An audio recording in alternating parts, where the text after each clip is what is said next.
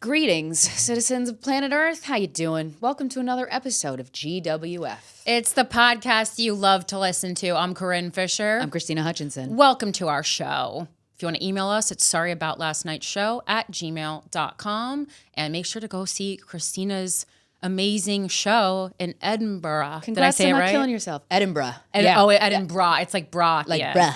Edinburgh. Yeah, it's not Edinburgh. That's how I was pronouncing it for a while. I was Edinburgh. like Edinburgh. I just tried to like really at the end go bruh. Edinburgh. My new passport came, so I'm ready to visit. And find Lewis Capaldi's house. Oh, that's right. Oh my God, I could use my skills that I used to find Beyonce's house on. But the problem is Lewis might be there. Awesome. I'll give him a flyer. I'll go up to him. I'll give him a flyer for my show. I feel like he'll think it's great because he talks about suicide. Right. There you go. If there's anyone who wants to kill themselves, it is Lewis Capaldi. Yay. But maybe not right now. I think he's doing better. Yeah, which is good. yeah. And the demons will come back, Lewis. Don't you worry. as soon as that next single flops, Lewis. It couldn't, though. You have the voice of an angel. He really does. So it's so annoying to be that funny. Like he actually is. I think maybe I have a crush on Lewis Capaldi because I want to be him, right? Oh, yeah. So he has the three things that I'm looking for in life: to eat as much as you want, and that. still be wildly famous, and no one even gives a shit, and the hottest people still want to fuck you. Yeah. To be obese and still be highly fuckable is really my goal in life. You got to change genders. And Corinne's transitioning, but for food reasons. So that she can be fat and beast. And then number 2 is to be a really good singer. That's the only thing if I really want to be a singer so badly, particularly I want to be Tia Carrere in Wayne's World. That's the kind of singer I want to be. She's great. Wow. That's exactly the kind of like rock singer that I want to be. Take some lessons. Yeah. And then number 3, even though I am professionally a stand-up comedian, Lewis is far funnier than me. Lewis Capaldi, way funnier, effortlessly funny. Yeah, because he doesn't have pressure to be funny. No, I know. All right, Lewis, we're coming for you this August. But in a fun way. In like a totally normal, not weird way. We're gonna have to have Norma and Carrie come back on and do another stalking episode, but this time it's for us. Maybe we could give Lewis one of their keychains. Right. With the things. I gotta say, they gave us keychains with like cat ears little cats you could definitely poke a guy with. I used it on my boyfriend this weekend. He said, "Where did you get this?" I'm like, I feel so much better walking around with that. Oh, yeah, it's awesome. Yeah, it's not brass knuckles because those are illegal, but it's little cat ears that could fuck a bitch up. I was gonna say that those cat ears aren't illegal because I was like, is this illegal? I would hope that lawyers aren't giving us illegal objects. I was at a coffee shop this morning before I came here, and I had my keys out, and the cops were there. And I was like, I kind of dangled them just to see if they would say anything. I'm like, maybe it's not illegal. I mean, that would be the first time a New York City cop has ever done anything. Looked up from their phone. I mean, that's they're too busy assisting ICE down in Bushwick. Cute. Okay. If you want to email us, it's sorryboutlastnightshow@gmail.com. Yes, absolutely. This subject line says, always a bridesmaid at Irish weddings. Specific. Hi, both. All right, well, you could have typed out our names. But whatever. I don't know how to go about this one. As a former fawner, people pleaser, pushover with no real friends. Sounds hot. Sell yourself a little bit more. I am now in my mid-30s with lots of solid good friends and a terrible history of chaos and getting things wrong. Oh my God, this is a pilot waiting to happen. Yeah. The people in my life, this is the synopsis for every pilot starring a woman from about 1990 to 2016. Yep. The people in my life now are those I have actively chosen and those that I see in my life long term. I've probably gone the other way in that I am anti-people pleasing. So you're a bitch. I am Irish. My friend is American. We have known each other for maybe 10 years. We met in Ireland. Nice. 5 years ago, I left Ireland as it was becoming more of a mini America right wing since COVID. Oh, that sucks. She stayed in Ireland to finish her PhD, which was the only thing she could do to get a visa and stay in Ireland. After that, she'd have to get a sponsorship or an Irish wife or husband. Marriage is easier to do. I mean, not to stay in. Yeah. While I was away, she would sometimes visit me in Europe and tell me how hard it was dating Irish men. Krystyna. It's not hard at all. What are you talking about? Something I knew a lot about and never missed. I was very happy to be away from them. Fuck. LOL. It was sometimes nostalgic to see her go through the shite in her 30s that Irish women were going through as teens, discovering the lovable rogues and poets and musicians as being actual addicts losers and in love with their moms. Well, okay. Yeah. She met a younger, sober, neurodivergent Irishman. I gotta be honest, if we're using too many descriptive words, just tap out. Yeah. Within a year, they were engaged. To be clear, I am not at all jealous, nor do I didn't think you were until you said that. Not jealous, just so you know. No, I don't think you are. I know Irish women, and y'all, you hold down the fort. I believe you. Nor do I want to be married, etc. I've seen a lot of Irish friends marry their American partners very quickly, as this is just the nature of politics and procedures. Fine. As per the norm, they had a quick visa wedding in Europe. I was asked to attend with less than 1 month's notice. That's rude. I couldn't make it due to finances and my job. She was disappointed but understood. The wedding party was 90% his family and 1 or 2 of her friends. Even. Nice. She visits me maybe 6 months later and tells me she is having an Irish wedding and an American wedding next year. Wow, it's a lot of money. That's a lot of Is weddings. she rich? While we were out in the city, she asked me to be a bridesmaid, to which I responded, "Oh my God." And then she said, "Yay, thank you so much." So I never said yes. I was just shocked to be asked. I don't feel like we are super close since I moved away. I wouldn't be sad or surprised if she had asked others over me. Although I am happy for her and understand that she wants more of a proper traditional wedding rather than a swift visa one, I don't want to go / participate as any role, bridesmaid or not. I respect that. Here are some reasons below. It's a long list. Okay. Yep. Okay. 1, I cannot afford to go to a hen party. I guess that's a bachelorette. Yes. And a destination wedding and all that comes with it. I am still paying off being a bridesmaid for my best friend's wedding 2 years ago. What the fuck? This is bullshit, this wedding thing. 2, I have not been back to Ireland in years as I do not feel comfortable there. Really? I mean, well, I understand what she's saying about the right-wing shit. Yeah, but that's everywhere. I mean, it is everywhere. She's saying Europe. I'm like, Europe is experiencing that as well. Yeah. I have declined wedding invitations over the years of friends who held their ceremonies back home. 3, I do not think I want to support straight people getting married. That's hilarious. Are you gay? Okay, that's a strong stance. That's pretty funny. 4, I think having 3 weddings is insane. I agree. Fair. 5, my friend was really broke when she was studying to get her MA and then PhD. Her family is in the US, are super conservative and religious, and didn't see the point in her getting these degrees when she should be focused on getting married. She was a lot of thoughts on other people's lives. She was living off of loans and tinned food. When her family found out she was getting married, suddenly they had 20 grand to give her. It gave me such an ick. You saw your daughter struggle for years, and only now that she is marrying a man, this is all in caps, by the way, is it legitimate that she gets monetary help? Shut the fuck up. It's so fake. Yeah, that is gross. 6, I cannot be around a family who supports that kind of culture. I, of course, get why she accepted the money. She needs it and doesn't seem upset that she wasn't offered it before. I'm annoyed for her, I guess.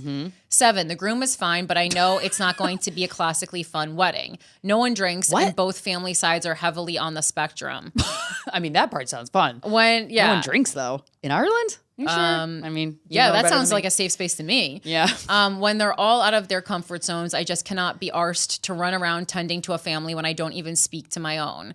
8, I'm probably never getting married or having children, so I do not see the point in the culture of it all. I know I'm being super negative and cynical. I think that's the headspace weddings push me into. Or I could agree to be bridesmaid and be shit at it, and she will tell me not to bother. You're not going to like that one. Should I just shut the fuck up and be happy for them? I mean, yeah, honestly. You don't have to be happy, but you have to fake being happy for them. Otherwise, why is this person your friend or in your life? Like, you know me. I'm very anti-wedding. I'm very anti, all these baby showers and stuff. When I get an invitation for a baby shower, I want to take a nail and slowly push it through my eyeball. That's how I truly feel. Like, if I wish I had a camera actually in the lobby of my apartment building by the mailboxes. Whenever I get a big envelope with and you feel you feel cardstock inside, I literally go, oh no! I get invited to a wedding or a baby shower. I flip out in the lobby. It is truly just it's nightmarish. But when I show up with a smile on my face. Because it's like, that's not like, It's their thing. And the thing is, unfortunately, as a culture, especially as we move more towards our phones and away from each other's faces, these moments in life, baby showers, weddings, bridal showers, funerals, these are the times that we have together. People's 50th, people's, you know what I mean? Like milestone birthdays. Other than that, we don't get together, which is a huge problem. When I'm president, we're going to hang out with each other all the time. But I think that, she could be looking at this as like a reason to gather her people 3 times or two times. I think the idea of a wedding is also ridiculous. But like, if she's excited, I agree with Corinne. Like, if you don't want to be excited for her and you're like, I can't fake it, I think it's time to move on from the friendship, and that's okay. Yeah, like, but like, you have don't to show be her up for friend your and then go, friends. I don't like what you're doing. Like, ugh, girl. And like, wait, is she asking? I couldn't keep. Is she asking her to attend all 3 weddings? I mean, like, yeah, financially, you should only be expected to do one. And I think it's fine.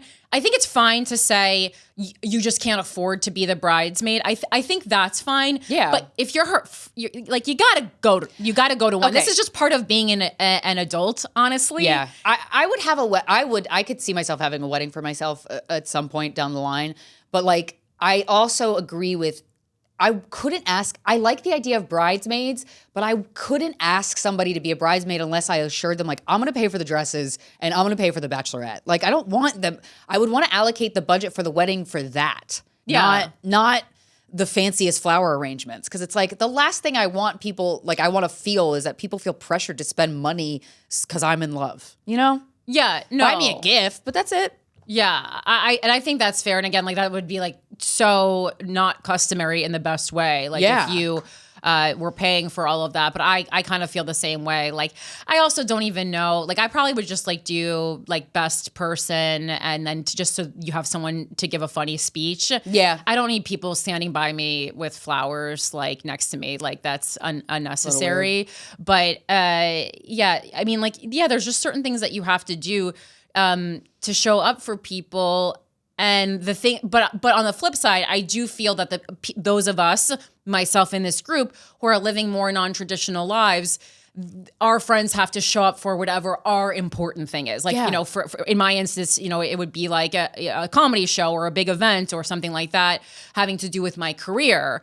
And so I think society needs to catch up to that, because I don't think we're giving people who don't get married and have kids the same time and love and attention.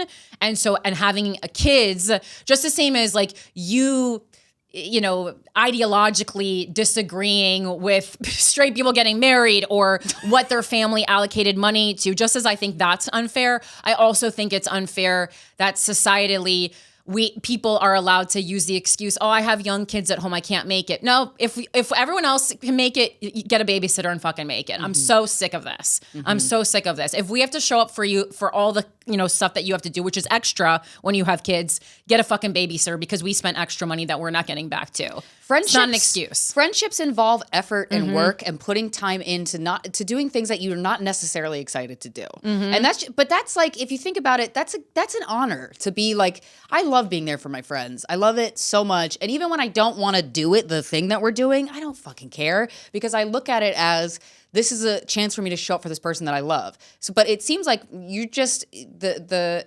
love has dried out in this friendship. Yeah. Is what I'm getting. And I get it. Like, you're super on the left and all these conservative things bother you. Me too. But I think, again, the mistake that we make on the left is I'm not going to go. Like, using our beliefs as a pedestal to stand above others. And that's not how friendship works. So if this, the fact that her family is conservative is so deeply affecting you that you can't be friends, just like, then be clear that you can't be friends. But if, love is love and all these things we say on the left are true, like, we just have to be a little bit more accepting. Not accepting of the things they do or the ideals that they have or the way that they vote. Certainly not. But, like, I feel like I think we show love in the theoretically in the way that we cast our ballots, but then we don't show it as much in real life. Yeah, and that's where it matters the most, guys. Like, you gotta love each other. It's a bad look for the left. And again, like, I agree with you on most of the things that you're saying. Like, I do think having 3 weddings is insane. I don't think this is the most important thing in life. I do think getting an education and following your dreams is more important. I agree. But your standards are not her standards. And on the left, we we consistently say, if you're not living my way, hit the highway. And it's it's pushing. Fascist. It's also pushing people towards conservatism. Yeah. Like, I don't know how to make that any clearer. We're like, if the problem is everyone is going conservative, it's this behavior that's doing it. It's unappealing, and I'm on your side. Yeah. Like, we just can't do this anymore. So stop. Thanks for writing. Thanks for writing. Yeah, make sure you come see my one-woman show at Edinburgh. And I have a Patreon where once a week we'll hop on a Zoom and talk about stuff. I had one yesterday for Mother's Day, and man, Mother's Day makes me really angsty. But it was a really beautiful conversation. I'm very honored to say, like, there's men and women in the space in the Patreon, and the men that are there, I obviously don't know them well, but I know them enough in that we talk on a Zoom a couple times a month for the last several years. They're just really lovely, and I learned something new. So there's a patron who was on the Zoom yesterday, and he was talking. He's older. I think he's in his 60s, and he was saying one of the other women in the Zoom was talking about birth experience and just how we do it all wrong, how we don't. Raising a child should be communal, and I like that. That just feels right. And the way America, you shouldn't be giving birth laying down, and the patriarchal reasons that we do is absolutely fucking insane. Yeah, you got to poop them out. The laying down is so that it's anti-gravity laying down. It's like a sexier view for the husband, because even while you're giving birth, you got to be hot. Yeah, because if he doesn't want to fuck you, then you're basically dead. But he was saying this one man was saying he had a really positive birthing experience, and this was in the 70s, where he lived in a town that was super communal. It was on all this land, and they had like a birth truck with doctors and all the medical equipment should they need it. They were all gathered round when she was going into labor, which she wanted. But he talked to me about this thing, and I was like, what? I never thought about it. So when a baby takes its first breath, there's this old age thing of the doctor holding the baby by its ankles and slapping it, which is the most abusive, awful, what are you doing? Welcome to hell, bitch. That's honestly what accurate. We're doing. Well, it might accurately prepare them for life, but I wonder if that's the amount of narcissism that I see in the baby boomer generation is like, it doesn't make sense. So I'm like, what is it? I'm like, is that part of it? There's a lot of archaic things that we would do to kids of their age. Anyway, he's like, the baby was in a placenta. It was breathing. The umbilical cord doesn't need to be cut right away when the baby first comes out, because we cut the umbilical cord too soon. He was just educating me on all this stuff. Like the mom can hold the baby first. Yeah, with the umbilical cord still attached. The umbilical cord is an appendage. And then you see, and he saw the umbilical cord like just naturally and gently stop pulsating, and that's when they cut it, and that's when the baby took its first breath. And I was like, what? We are doing this ass backwards. And so, so these are the types of conversations we have on the Patreon, and they really move the needle for me, and I have a high bar. So you should join patreon.com/Krystyna Hutchinson. Yeah, as kid as I am, kid for myself, not kid in general. If I did ever give birth, I would definitely do it in a baby pool in my living room. Absolutely. I would want to do a dolphin assisted birth, but yeah. Is that a thing? Yes. What does the dolphin do? They're just in the water with you, and then you give birth, and there's guy catches it. Oh. Yeah. How is the dolphin okay? Where did we get the dolphins from? So dolphins have a natural protection mechanism. So when a pregnant woman gets in the water, they sense it right away. I've been watching YouTube videos of this this is my leisure time. No, I mean why is the dolphin in captivity was my question. I think they're just in a smaller nook of the ocean, like a smaller little inlet, basically, and then they're kind of wild all the other times. Okay, but, so they just show up for work. They clock in. Yeah. And they just go, you got this, girl. And I mean, dolphin. what? That makes me want to have a kid. All right. Dolphin assisted birth. Okay. All right. That's cool. Yeah. Because the only time I ever swam with dolphins, of course, you know me, I did ask, I said, how do we get these dolphins? But they were rescues from Hurricane Katrina or I think it was nice. I was like, I don't know. I mean, not that they were in the Gulf, not that they were swimming around. Yeah. But that's what it was. Because I was like, before I pet these dolphins, before I give you money, I need to. Hear about the origin of these dolphins. Loser. I know. Just care about animals. I'm literally such a buzzkill. It's so annoying. That's good. But you're being like Billie Eilish on Instagram. She's been really going hard on the animal abuse videos. And she's like, you can't say you love animals and then eat them. You just can't. And then she was showing really graphic videos on her Instagram stories. And I was like, honestly, girl, fuck yeah. Because if we had to get our own food and you wanted a burger, I'd go, here's a gun. Here's Bessie. Shoot her.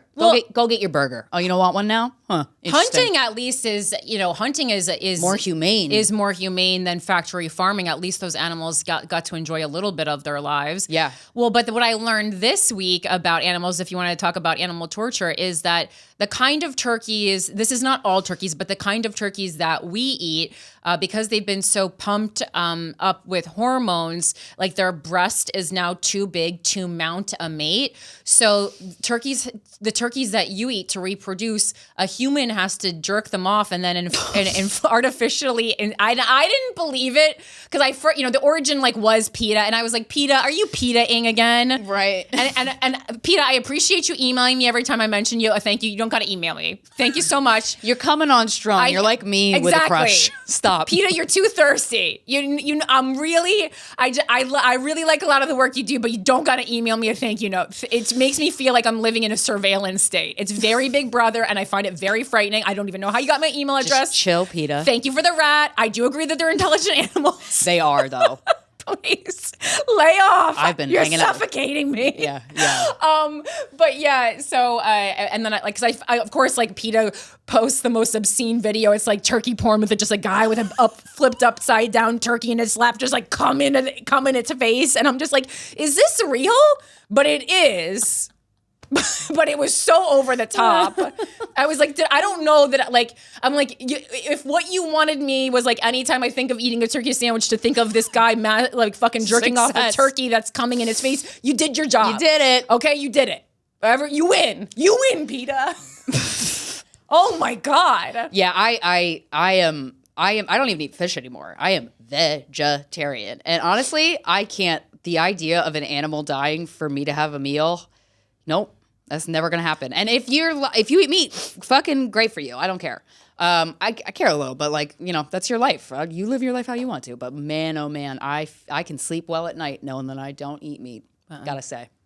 Kate Wolf told me that that even vegetarians are killing animals because farmers have to shoot animals to stop them from eating their vegetarian crops. Jesus Christ, Corinne.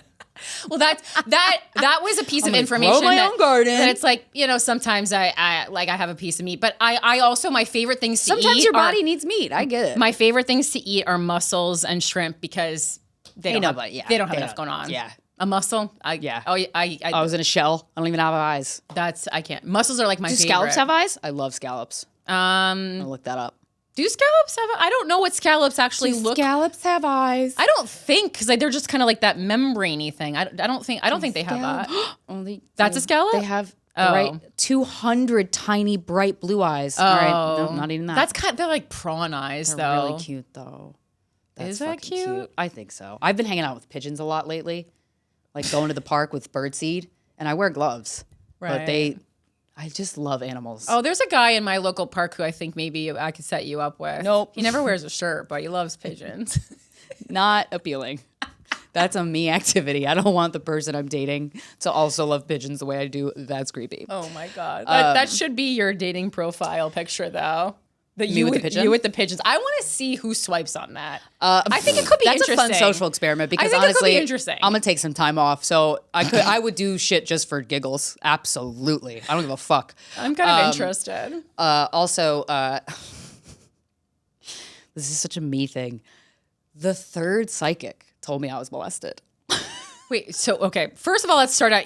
You went to another psychic. It was a healer lady. She has psychic abilities. No, a friend gifted it to me. Wait. She's in Bali. Okay. It was last night. Do you have her website readily available? No. I didn't look. All I know is my friend Jordan, who I love, one of my best friends, recommended her because she's like, oh, we're in Bali together. And I'm like, great. It was a free session. I'm like, cool. Oh, so she was in Bali with the psychic. Mm-hmm. Yeah. Okay. Yeah, they all live in like, they're like expats or whatever. I don't think she's not an expat. Got but it. like, you know, there's a lot of cool like people. I think she's from New Zealand. Loved her energy. She was great. And every healer person, like I'm always just so entertained by like, how do you work? And is it effective or is it not? I don't know. I really liked her, but man, oh man, third person to tell me that I was molested. And I'm like, you know what? Okay. Did they say by who, though? So the first two people brought it up without me saying anything in a way that I was like, this is alarming. So I had a hypnotherapy session after that. And I was like, if there's some memories, let's dig them up. And two memories came up. And I was like, okay, I'm very fortunate doing this show.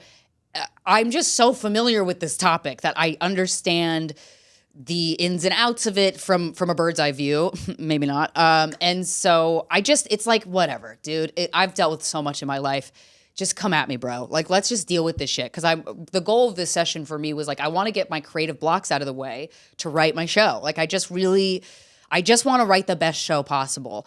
And I told her, I was like, feels like there's parts of my brain that I can't go into. Like, you know, I'm walking down a hallway and I want to open the door, but it's locked. And I'm like, there's a fucking memory behind there that I can't. The molestation door. Yeah. Right. Because I remember so much of my parents' shit. Too much. And so, yeah, she was saying, I was like, because I was jogging the other day and I had something come up and I was like, what the fuck? There was my friend, I had a friend when I was 10. Her dad was creepy. And I remember they had an indoor pool and he was in a wheelchair and he had an indoor pool? Yeah, it was like white trash. It was like the only house in the neighborhood that was like in shambles. Oh, the neighborhood was really nice. I thought they were rich. No, it was like Bobby Boucher kind of shit. Oh. But yet an indoor pool. Like it was kind of dirty, whatever. Okay. I was 10. I thought it was the coolest thing ever. Yeah. We could swim any day of the year. Yeah. Are you fucking kidding me? Sick. And I loved this girl. Her mom was my bus driver, and then her dad lived kind of near me. My mom would drop her off at her house, and my friend and her other friend, her dad got them thong bikinis. What? And I was 10, and I go, that's not right. What? That's not right. A thong bikini for a 10-year-old. But I didn't have that reaction because I was 10. What? But I was like, that's not right. And so, but the memory that came up when I was jogging, I was like, oh, I think he touched you. I think he touched you. And when that came up and I said this lady, I'm like, hey, I feel like there's blockages of maybe memories that, I don't know if they're meant to come out right now or what. And she goes, yeah. A couple of them, not right now. But she's like, there was no like penetrative, but there was touching and enough to be considered molestation. And I was like, well, I mean, you had me at thong for a 10-year-old. Yeah. Stop. But yeah, that's interesting. I mean, with all due respect, you are the perfect candidate to be molested. I really am. I'll believe anything you say. Right. I love candy and pets. Yeah. You got a car you want me to go in? All right. Do you need me to help you carry anything? Yeah. You're like a people pleaser. And then also with, parents who have a lot going on is a good candidate. Oh, a lot going on. Yeah. That's prime. Yeah, man. Right. Well, because I was going to say, like, Is that why I humped everything as a kid, though? Because remember I used to talk about that? Yeah. You are hypersexual.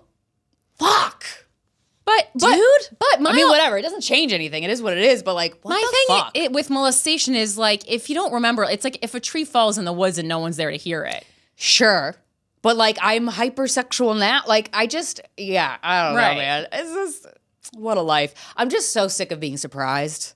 It's nice that your dad's not your real dad. Okay. It's nice that he didn't molest you, though. My dad? Yeah. Yeah, that was super sick. I'd have had a problem with that. Because my thing that I was going to say is, like, I feel like because he died and he didn't say it on his deathbed, I don't think it was him. No, I don't think it was him either. I don't think it was him So that's either. nice. That's a positive. Thanks, Dad. Maybe help me find the guy. I don't know. Yeah. No, I mean, I wouldn't want to like look into it other than like, if there's something I need to like release, just get it out of my fucking brain. Like, I'm ready. Heal me. Give me all the bullshit. I've been Just yeah. Right. I don't know if we need to do that like as a clip for the show. You call your molester.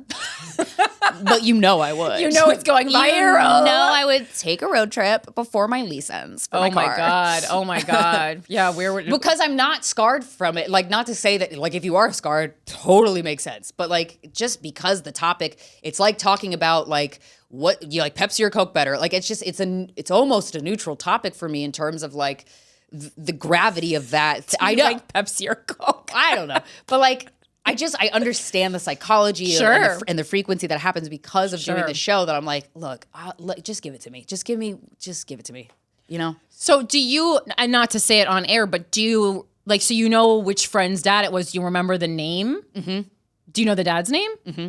Oh, so then I feel like we should look the person up and see if there's any like newspaper articles about them do it. Like, you know, because I feel like if that person was doing that, by this point, someone I think would have come forward and, you know, not to make you not feel special, but I don't think it wasn't like an isolated incident. Mm-hmm. Oh, it never is. Right. So.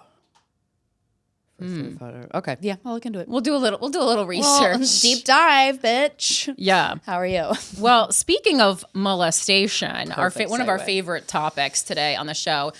I know we talked about Lena Dunham ad nauseum, like I think it was on last week's episode, 2 weeks ago, whatever. Like that. Very recently, you know, still reading Fame Sick. You guys know I'm the slowest read on the planet, so, you know, not finishing it. But also, you know, spoilers keep coming out. So, like, it's very interesting because, you know, like a lot of stuff about Adam Driver's behavior on set came out. And then, you know. He's a bad boy. Well, and then there was like an interviewer asking Lena Dunham why she felt it necessary to include that. And that kind of pissed me off because it's like, it happens. Why did Adam Driver find it necessary to act like a fucking annoying brat on set throwing chairs? Yeah. You're on the set of Girls. Relax. Yeah. And okay? if you got PTSD from serving in the military, you got to go to a therapist, okay? Yeah. It's just like, I am just so tired of women having to explain why they, quote unquote, told on men.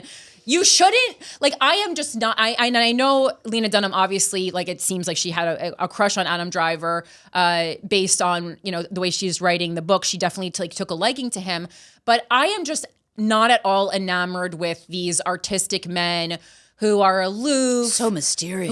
Who are mysterious, but actually just can't function in society. Like, it's just like, it's ugh. And I understand, like, in our 20s, these are the kind of men who are appealing, but, you know, at 40, this is just a mean guy who doesn't have any grasp on what is an appropriate way to act in a social setting. Can you imagine if I had thrown a chair? We'd be done. We wouldn't hear the end of it. Yeah. Had I thrown a chair, I mean, I've done things like walk off sets when men were like saying horrific things about women, and you would think that I started, you know, Hitler's second, you know, Hitler Youth Part 2. Yeah. Fucking crazy. Yeah. And so, you know, I've just been, every time I read something or see something about Lena Dunham, and there is a lot of Lena Dunham stuff online right now because she is still promoting Fame Sick. There was a slew of comments about how she's a molester and she's a pedophile. Oh my God. And I just need to factually put this to bed because I think some of you guys think it too. And I also wanted to go, you know, to point out the origin of it, which is alt-right. So if anything's so if you are, they hate a woman with opinions. Well, and so if you are perpetuating this story about Lena Dunham, and again, like, did you guys even read where this came from or the story that started this? Because to me, it's crazy. I also don't believe that a 7-year-old is capable of molestation. It's just not possible. Yeah. They don't have the to molest someone, you have to have the cognitive ability to understand that what you are doing is wrong. But when you yourself are also a child, you can't do Everything's that. confusing. So yeah. So where can they be malice? I did a lot of research on it, and the best article I found is from the Boston Review back on November 10th, 2014. The title of which, I'm not going to read the whole thing, but I think there's some really good points in here, is Lena Dunham wasn't a pedophile and neither were you, by Judith Levine. And just so we have a little background on Judith Levine, she's not only a journalist, but she's an author of 5 books most recently, and again, that was most recently in 2014, The Feminist and the Sex Offender, Confronting Sexual Harm, Ending State Violence. And so this is something that she has written about, reviewed. This is not just like a little op-ed by someone who loves Lena Dunham and, said that she didn't do anything weird to her sister. All right, so we're going to start. By now you know the story. Lena Dunham, writer, filmmaker, and creator of the HBO mega hit Girls, writes in her memoir, Not That Kind of Girl, about vaginas, specifically about her sister's vagina. And just so everyone's on the same page, I'm not trying to dead name her sister. Her sister has now transitioned into a male, but for the purposes, because she's written about in the female form, it is Grace back at that time, but I know she has transitioned and is no longer going by that, just so we're all on the same page. Lena is 7 and curious, as girls of 7 are.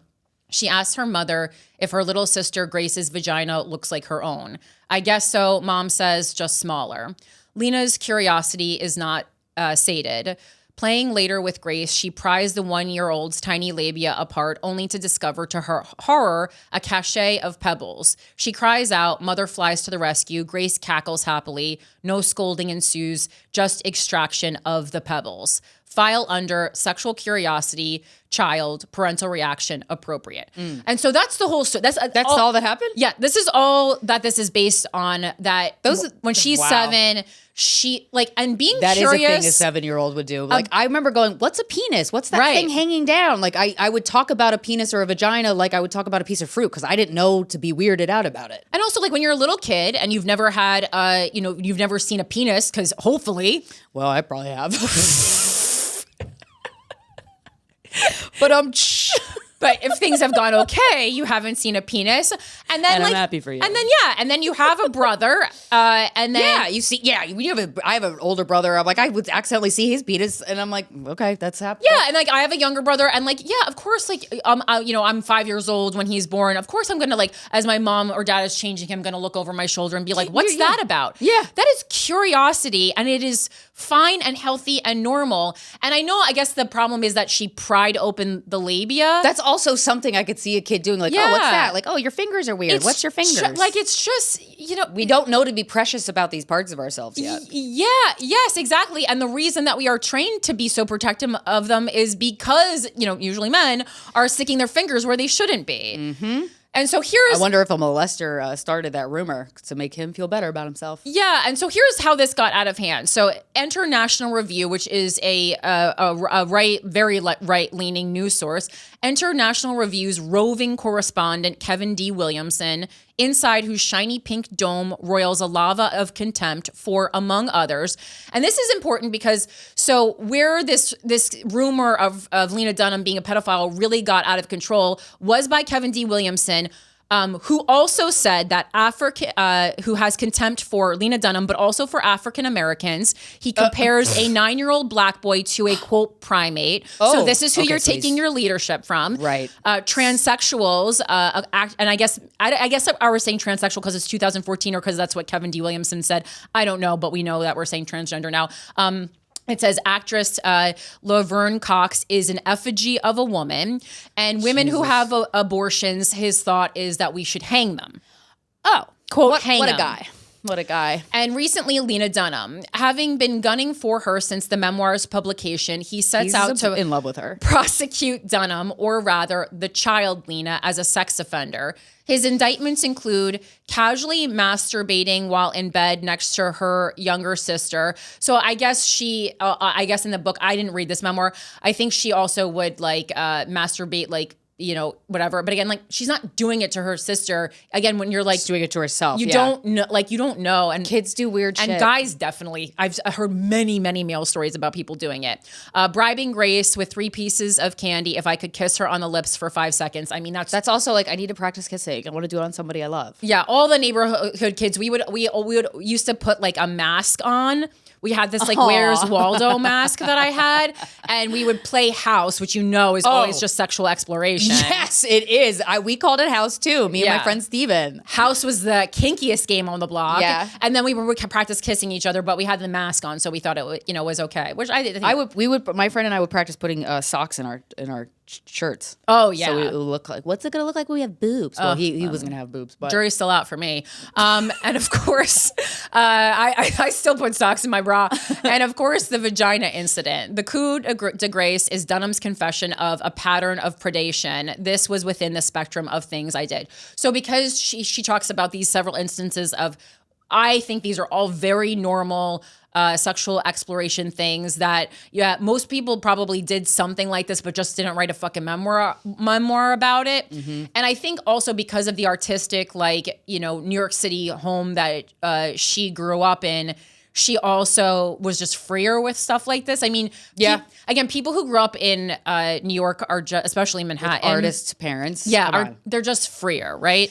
Conservative blog Truth Revolt picks up Williamson's rant, posts the whole passage from Dunham's book, lest the reader misinterpret or giggle at the text. The headline spells out the revolting truth. Lena Dunham describes sexually abusing her little sister.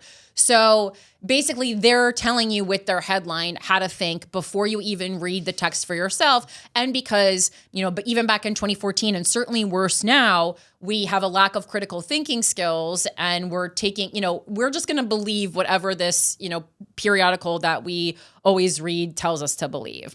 And then Lena Dunham gets very upset about it, releases a series of tweets. Her sister Grace at the time came forward and she's like, I don't feel any bad ways about this. Yeah. I am me. I'm the person being discussed. Lena ran all this stuff by me before she published it in her memoir. I said it was okay. I have absolutely no problems with this. In Salon, Carolyn Edgar defends her with faintly less damning psychoanalysis. Dunham may not be a molester, Edgar writes. She is merely troublingly averse to adult reflection on her life, her upbringing, or the effect that her actions may have had on the people around her. And I mean, that's like a criticism you hear of Lena Dunham a bit. I think most artists are a bit immature because I think a connection to our childhood self is what makes artists so free and so good and so so able to convey the full spectrum of human emotions. That's just my thoughts on it. I mean, in my opinion, stand-up comedians are all a little bit immature, right? But I think that's what makes us also fun. Yeah. Kat George offers a morsel of sanity, noting that everything Dunham did is normal child development. Grace, the sister, assures everybody that she is not now and has never been a victim. Dunham threatens to sue Truth Revolt. She cancels stops on her book tour. Then, and this is her mistake, she apologizes. No! And then she says, childhood sexual abuse is a life-shattering event for so many, and I have been vocal about the rights of survivors. Me, girl. She writes in Time, if the situations described in my book have been painful or triggering for people to read, I get that. I am sorry, as that was never my intention. Okay. She expresses remorse for joking about child molesters. Victory to the haters. But again, I just feel like in your own memoir, you needn't make any apologies or explanations. A memoir is by definition the ugly things that happen or the life things. But it's also just like a series of things that happen in your life from your own fucking perspective. Yeah. Yeah. So other people's perspective can be whatever they want it to be in their fucking memoir. You can write a memoir about how triggering it was for you to read Lena Dunham's memoir. Yeah, dare you. No one's buying it. No one's going to publish it either. No one's buying it, but go ahead. I would love to see an entire memoir. Put your money where your mouth is, girl. I mean, or boy. With the amount of things, women too, the amount of attacks on Lena Dunham online, people really could write a memoir about how affected they are about Lena Dunham. And I'm sitting at home, I am salivating. I wish I could be as hated as Lena Dunham because, and I mean this from the bottom of my heart, and I wrote this on Instagram yesterday, I've spent a long time thinking about this because I don't have a lot going on, is that I truly believe that people hate Lena Dunham so much because she is just more evolved than many of us. Yes. I really think she is. The way she talks and speaks about the world. And I'm not saying there's nothing. I think I'm sure she has a lot of annoying qualities, like working with her, the way she talks about how she basically gets drunk and is hungover before they shoot the first scene of Girls, that kind of behavior. absolutely would make me flip out. But also when I was like 23, that could have very well been me. That could have very well been me. You're 23 and you just got an HBO series? Right. I'm sorry. That happens to no one. Yeah. Like, you know, especially a woman. Her obsession, you know, with following around men who mistreat her, like that kind of stuff about, you know, her annoys me for sure. But she's a human being. And we all fuck up. I overall think, and I think the proof is in, you know, the entire first season of Girls, you know, when you think about how young she was when she wrote that, and she was able to it was genius. Give us this picture of what it is to be not all women, but a certain type of girl in America. I mean, it's astounding. It was fun. I got so much comfort from that show. Yeah. I also think too, people as a society, culturally, whether you're a man or a woman, whatever your race, whatever your sexual orientation, I don't think as a society, I think we hate women who have opinions that go against the grain, and any woman who gains weight and doesn't care about it or like is okay with herself. Yeah. Disgusting according to society. I think society is the fat phobia is the word I hear a lot. It 100% is real. And I'm not even talking as somebody who's experienced it. I see it though. We saw it with Amy Schumer. We had to listen to male comics talk about Amy Schumer's body. That's why I walked off stage that time that I referenced earlier on the show. Yeah. And I don't care what kind of woman you are. If you're being talked about like that, the person talking about you can go fuck themselves. And it's almost always a man. I think that people have a huge problem with her being opinionated, which is just like a person who thinks things. Like it's really not that big of a deal. And then being a heavier weight and going, here I am. I don't give a fuck. Yeah, she's so thoughtful. And how also, dare her? You guys won. She has said many times she doesn't appear on camera that much anymore because it's not worth it because of the amount of feedback that she gets. So you fucking won. You won. Yeah, man. Yay. It's just like there's a couple comics on Instagram that'll say like when they get comments from Instagram users saying like you're fat, you're disgusting, you're ugly, whatever, and then they show the actual profile of the person who said it. It's always the ugliest, fucking gnarliest white dude, and I'm like, damn, doggy, you couldn't be more predictable if you tried. Yeah, I had a screenshot, but I deleted it because I kept popping up and I didn't want to look at it anymore because he was so hideous. But there was this man who referred to Lena Dunham as a, quote, creature. And I was like, I got to see this. I looked at him and he was a pasty, redheaded man who only had the hair left on like the sides of his head. Boy, no, you got to get rid of that. Had his shirt off, but was in terrible shape. And none of that. And I mean like the kind of guy who like wears Oakleys on the back of his head. Okay, moment of silence for that. Like that just absolutely disgusting. And that's just further evidence of like when somebody compliments a person or puts them down, it is only a reflection of how you think of yourself. There's look no further than comments about Lena Dunham on Instagram. Well, and again, so Lena, you know, very in her early 20s, she's already experiencing like a slew of health issues, and so she gets very thin before they shoot the pilot of Girls, thinner than I didn't know that. Or maybe like they had already shot the pilot and like HBO liked the pilot because she was a little heavy, and then maybe between the pilot and like then shooting the rest of the series, she like lost a little weight. Whatever it was, there's a place in the book that I'm just at now where Jenny Connor takes her aside and they're like, yeah, this next scene isn't really hitting, and I think it's because you lost weight. Like you're not as regular, so the comedy doesn't hit as hard because you're too thin. And then Lena's like, yeah, I'm having trouble eating. I have a lot of anxiety. Obviously, like I'm directing an HBO for the first time. I'm in my 20s. I'm stressed out. And Jenny's like, you know, figure it out. You got to gain weight, basically. And then later on, cut to they're in a pizza shop. I think it's Joe's Pizza here in New York. Nice. And Lena has 2 big slices of pizza, and she takes a bite of the first one, and Jenny Connor goes to her, good girl. My skin crawled. I went on Instagram and I immediately unfollowed Jenny Connor because I was like, that honestly, that made my skin crawl. And I'm not a person who like, obviously we all have isolated bad stories about herself, but that to me, there's no way around that. Like that really deeply upset me. I heard and especially because about Jenny was so much older than Lena at the time. Right. It's huge. Yeah, I heard Lena in recent press interviews talk about like she doesn't talk to Jenny anymore. Well, because they had a production company together and then it dissolved in like 2018 or something. Yeah. And I was like, oh, what happened? But I was like, yeah, that's weird. I really don't like that. And again, just to finish up, this article goes on again, and if it's from the BostonReview.net if you want to look into it, but The author goes on to say, why are we even debating whether a 7-year-old child was a child molester? Exactly. I agree. The story stopped there for me. And some of this, then, the explanation goes into a part which is interesting, that it doesn't age well, because we now know that there are large child sex trafficking rings in America, which if you listen to this show, you knew, 10, 12 years ago. Yeah, we told you first.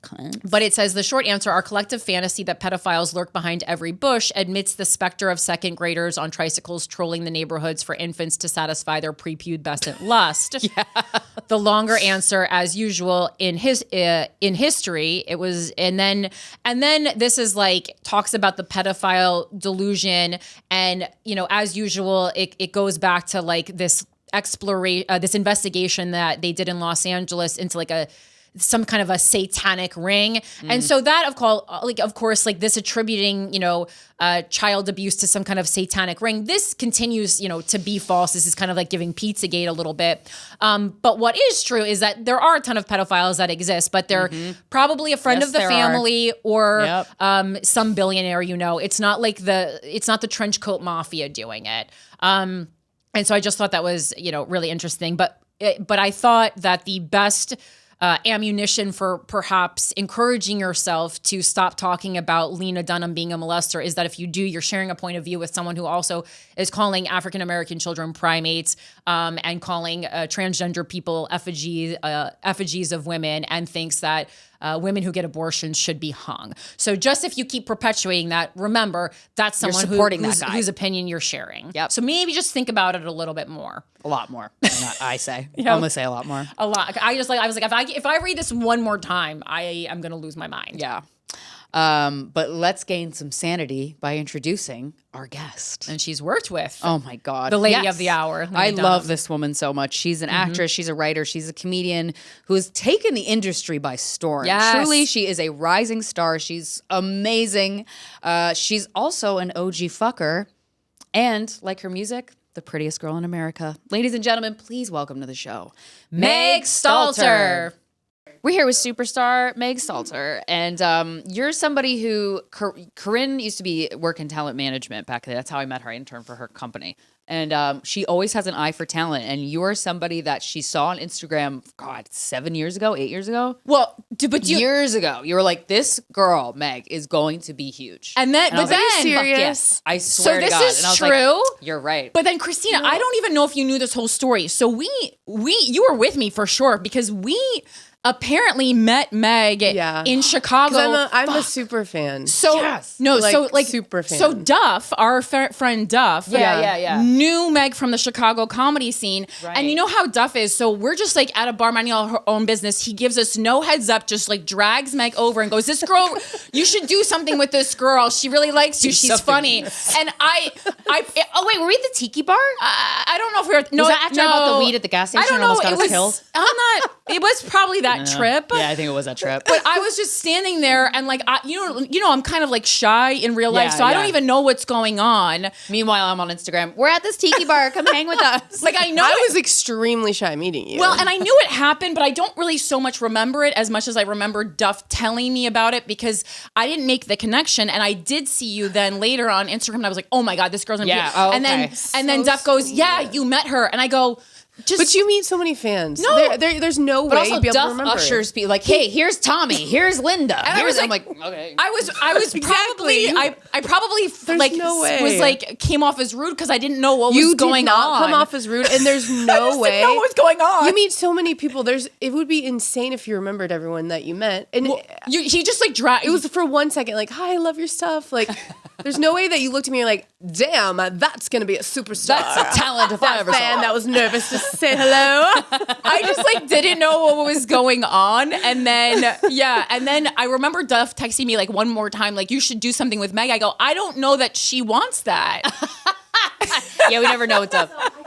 I was really excited to be there because I also, by the way, bought tickets to your show together. Oh, nice. In Chicago. Oh, thank you. And everyone I was just like starstruck. Yeah. Oh, that's so sweet. That's so sweet. Was it good? Where did we play in Chicago? It was so long ago. What was Probably theater. The Chicago we did. Was it the big one, the Athenaeum? It was pretty big. Yeah. So The funny one, if it was the one I'm thinking of, the biggest one we've ever done in Chicago, which was the Athenaeum, which we could have trouble saying to this day. That's when I was messaging with John Cusack, Chicago's biggest celebrity. He was going to be our special guest on so annoyed. Twitter, like when Twitter was still regular Twitter. Yeah. And I had somehow struck up a conversation with John Cusack and was trying to have him come. And like I had the staff at the theater on high alert. The whole show, we thought John Cusack was going to show up. I was like, I can't tell you who it is, but you're going to know. Yeah, I do that all the time. You're going to know.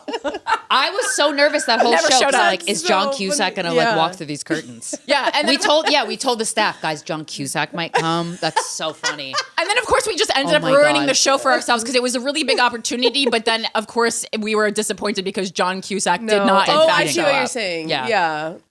Celebrities need to come if they say they're coming.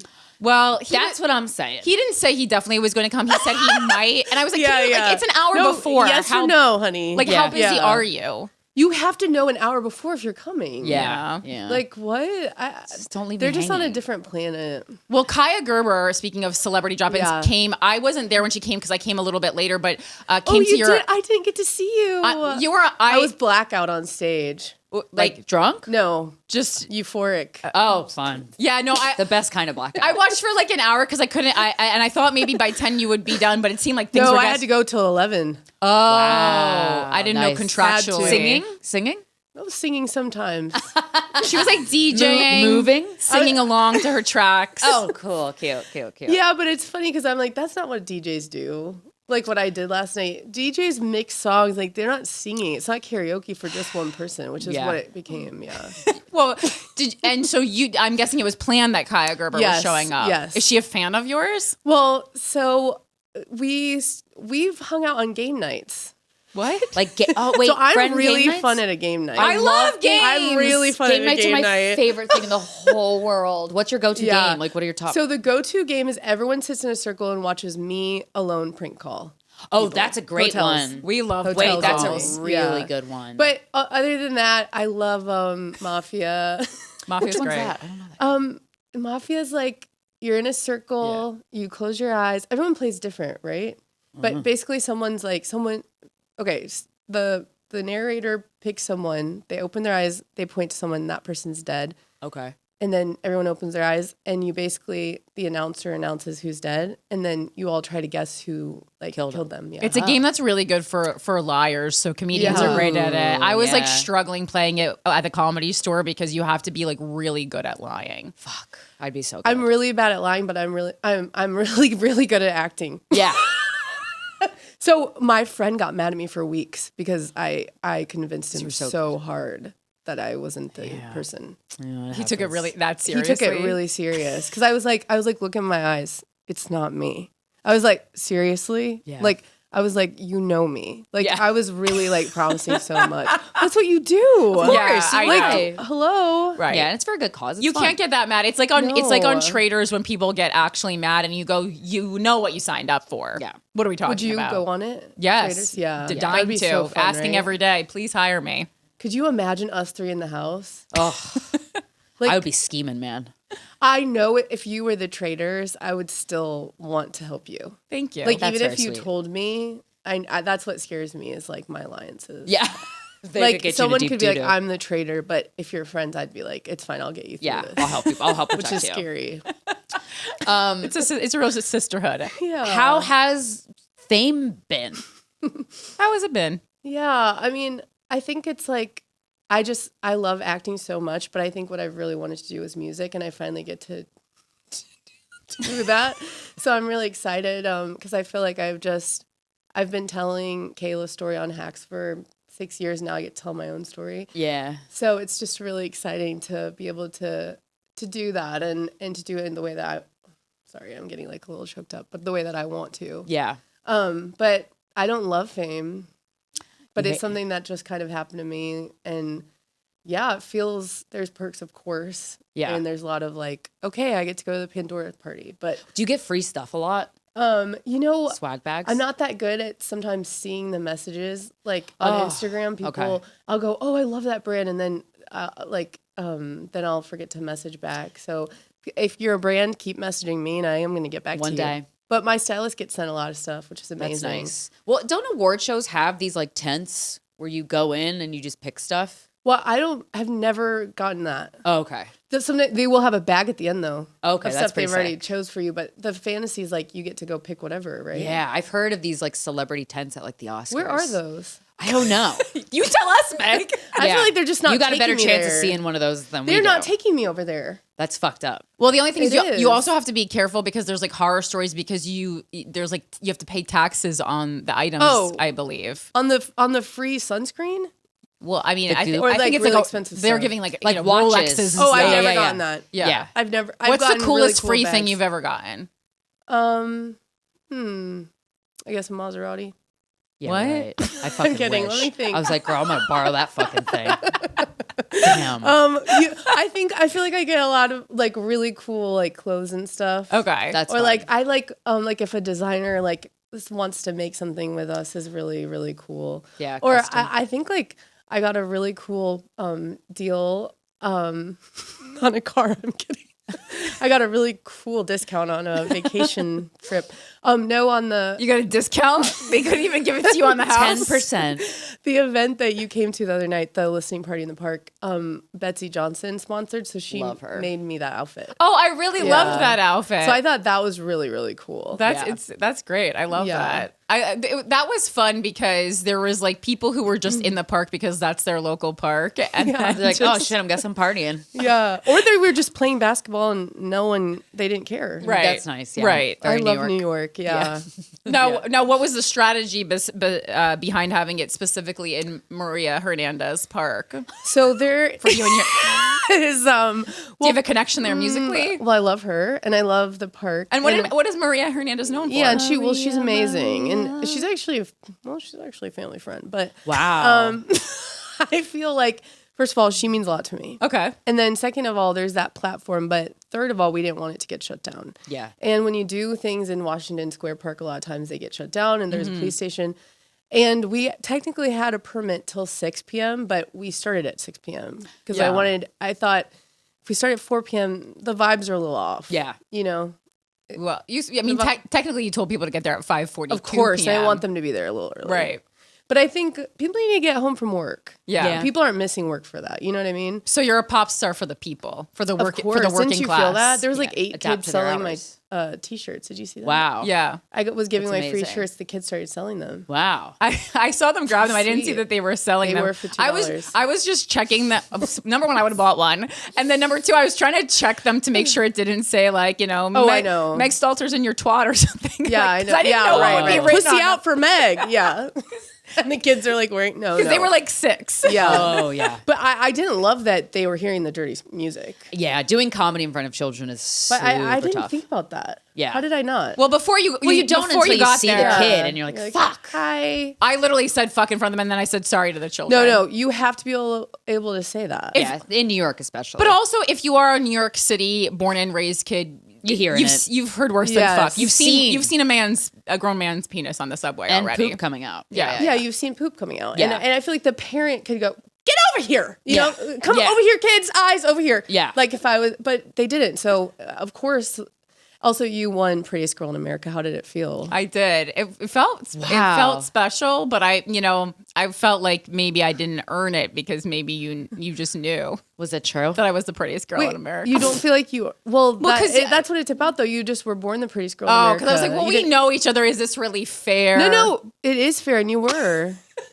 I take a compliment. The thing is, Yeah. I really You looked amazing as you do now, and so do you as well. And you weren't there, you. but I would have given it to both of you. it would have been a tie if we were both there. Yeah, of course. Well, I felt comfortable though because I did feel like I really committed to the costume, and that's why You I did. came and I really showed up. I wore a full Diet Coke carton. Oh, cool. Like I made a Yours looked better than mine. I made a corset out of Diet Coke can cases. Well, because wow. that's an outfit that Meg has actually won, and it was a Meg Stalter lookalike contest. Wow. Oh, amazing. Yeah. So Amazing. and then also the wig that you had, I did think that was your real hair. Oh, thank you. Well, I just know that you love a beautiful long I wig. do. I I love do. wigs. So I Yeah, went in I my do wig too. collection and picked one that I thought spoke to you. And the hat was fun as well. Yeah, that was obviously an homage to America. Did you feel nervous being up there? Not nervous, but that is like it's funny because I'm so comfortable in front of like a room of like 1,200 in a theater. I could literally perform naked, but like the smaller things I do find to be more uncomfortable, especially when it's like I'm doing a bit, but I definitely don't want anyone to like know that I'm doing the bit. I know what you mean. And I'm like, I'm there to support you. It's not about me, but I am still dressed fully in a Diet Coke case. No, it is about you, and I want you to have your moment. Yeah. And also, I know what you mean, because if I was at your show and you said, like, if you didn't know me and you were like, where are you from? I think I would feel so sick. Like, that would make me nervous. Would that make you nervous? Sometimes when I'm on the spot, when I want attention, or when I know that it's part of the evening, then that's fine. But when I do not want attention and someone tries to I'm like, hell no. It's like Marilyn Monroe. You know how she turns it on? Yeah. She goes, "You want to see Marilyn?" Yeah. And then she she whips her pussy out. Who'd she say that to? She's like, oh, these people aren't like bothering you, Marilyn. I think I'm not telling the story right. No, I know. So I think the lore is I think she was like with a journalist or something, and she was walking down the street, no one was recognizing her, and then she said, "Do you want me to turn on the Marilyn?" Yes. And she just changed something about her persona, and then everyone was like, "Oh my God, it's Marilyn Monroe." Whoa, weird. Yeah, that it's gave like me a the chills. The way you told the story gave me the chills. The way I told it, I was like, is she okay? I'm like stuttering. I'm like, and she was like, want to see her, boys? That's why I don't have a podcast. Want to see her, boys? I try to have a podcast. You could have like a podcast that's like 20 minutes a week. Yeah. Just maybe stuff. 5 minutes. Yeah, I like that. A minute. Fuck it. I don't think I'd be good at hosting it. You never know. So you could have a podcast, but the catch is you have to invite people on to host it. You're the guest every week. Yeah, That's but I feel like Lauren Lapkus has that. Oh, really? So do you think I should just copy her? Yeah. People Just copy us all call the it time. Lauren Lapkus's podcast. Wait, is she the guest she's in every on it. episode? That's so funny. She's the guest, and she doesn't know what they're going to come on to. Like, it's like all character. Oh. So she doesn't know what like kind of podcast it's going to be. Oh, that's cool. That's so they'll very come fun. on and be like, okay, doctor. That's a bad example, but you know what I mean. And it's a medical podcast. and then it could be a medical podcast. Yeah. Okay. Cool.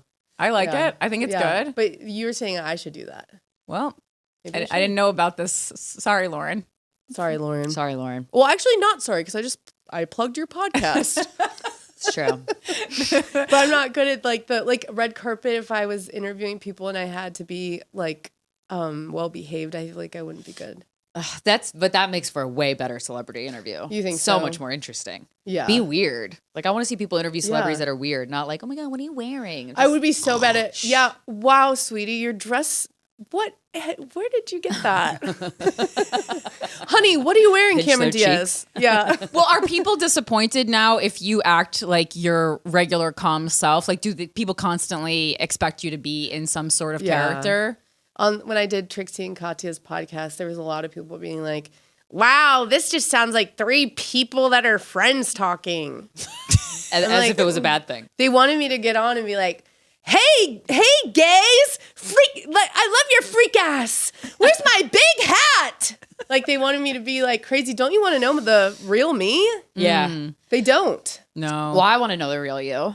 And that means a lot to me. Yeah. And I feel like I know you because I've listened to the podcast so much. Well, you're bisexual, and I'm so jealous. Well, I remember I told Corinne that I remember when I was listening. This sounds like scary and stalker, but I remember when I was realizing it was the same time you thought you were gay. Ugh, cool. And so I was like, this may like, it was like, I relate to you but then I realized when I was dating that I was more gay than I thought. Yeah. And you realized you realized you were less, but you did try. I tried, but it was like I was 23 when I tried. And I'm like, now I have the tools to like actually have a meaningful bond with somebody that like I know how to sift through the weeds of dating. So I feel like I'll be better at it. It's still my dream to be because bisexual. you are attracted to women. Yes. But that's kind of I just don't know how to date them. I feel the opposite with like guys. Like I could be attracted to a guy, but I don't know how to like connect or be around or talk to them. None of us do. But we've been that's conditioned to do bi. it. You know what I mean? Yeah, like, cause like I am like I can be on. I dated men, but now I can't imagine because like I'm so in love with my girlfriend. That's fine. I can't imagine now ever like dating anyone else, but. Like, I do feel like I'm attracted to men. I just feel there's like something missing that's I'm gay. Right. Right. I do feel like you're doing more for the bisexual community than anyone before you Bi visibility. That's what I say too. You're being a I've been saying that. You're I mean, and this is going to come off as perhaps hate speech, but you're the first bisexual woman I've met in a long time who's dating a woman. And say that again. Yeah. Because I'm starting to go, y'all, I know that you could be buying a boyfriend, but Sure. But also, let's see ya. But I'm not impressed if you're Let's see some more Let's representation. see some more action. I want to see. No, but they are real, but I know what you mean. Right. It's probably really validating for bi people to see someone with a really serious girlfriend that's like still saying that they're bi. Hello, Miranda from Sex and the City who has sex with a woman and now she's a lesbian, even though we saw her be in love with Steve. Yeah, she was in love with Steve. Right? Right. And she's now not a bi, she's a lesbian. Right. Even though we saw her for 100 Sometimes years. bi is a stepping stone to gay. Yeah. Is that Yeah. for you, or are you like bi? Oh, I feel like it's like, don't you feel like it's kind of like a spectrum that can change where I feel, Yes. well, I thought I was straight and I wasn't, I was fully dating men and then realized I was bi and I'm like, oh, half and half. But now I'm like mostly lesbian, but definitely bi still. Yeah, ebbs Yeah. and flows. But Ebbs and Miranda, flows. I mean, come on, like, you know that she loved men. We saw her writing. Yeah, she Dick wrote a all lot. day. Yeah, she talked about dick all day. Right. She loved it. Yeah, And now, oh yeah, lesbian. Well, no, you're not. you're bi. Because we saw you love We men. saw the whole story. Well, Maybe you were bi and now Steve. you feel more gay, but like don't say you were never into guys. When's the last time you loved a man? Ew. I feel like I remember the last time I had a crush on a guy, but I don't know if like when I thought I was in love with him if I was or not. Right. Because I remember when You I know what I mean? first started Like, talking was to this you, programming you or- were having Yeah. a lot of problems like just relating to men. And that's Yeah. one of the first things I remember us talking about. You were kind of like, yeah, I'm not really like, Yeah. and I was like, yeah, no, me neither, ever. I don't get it either.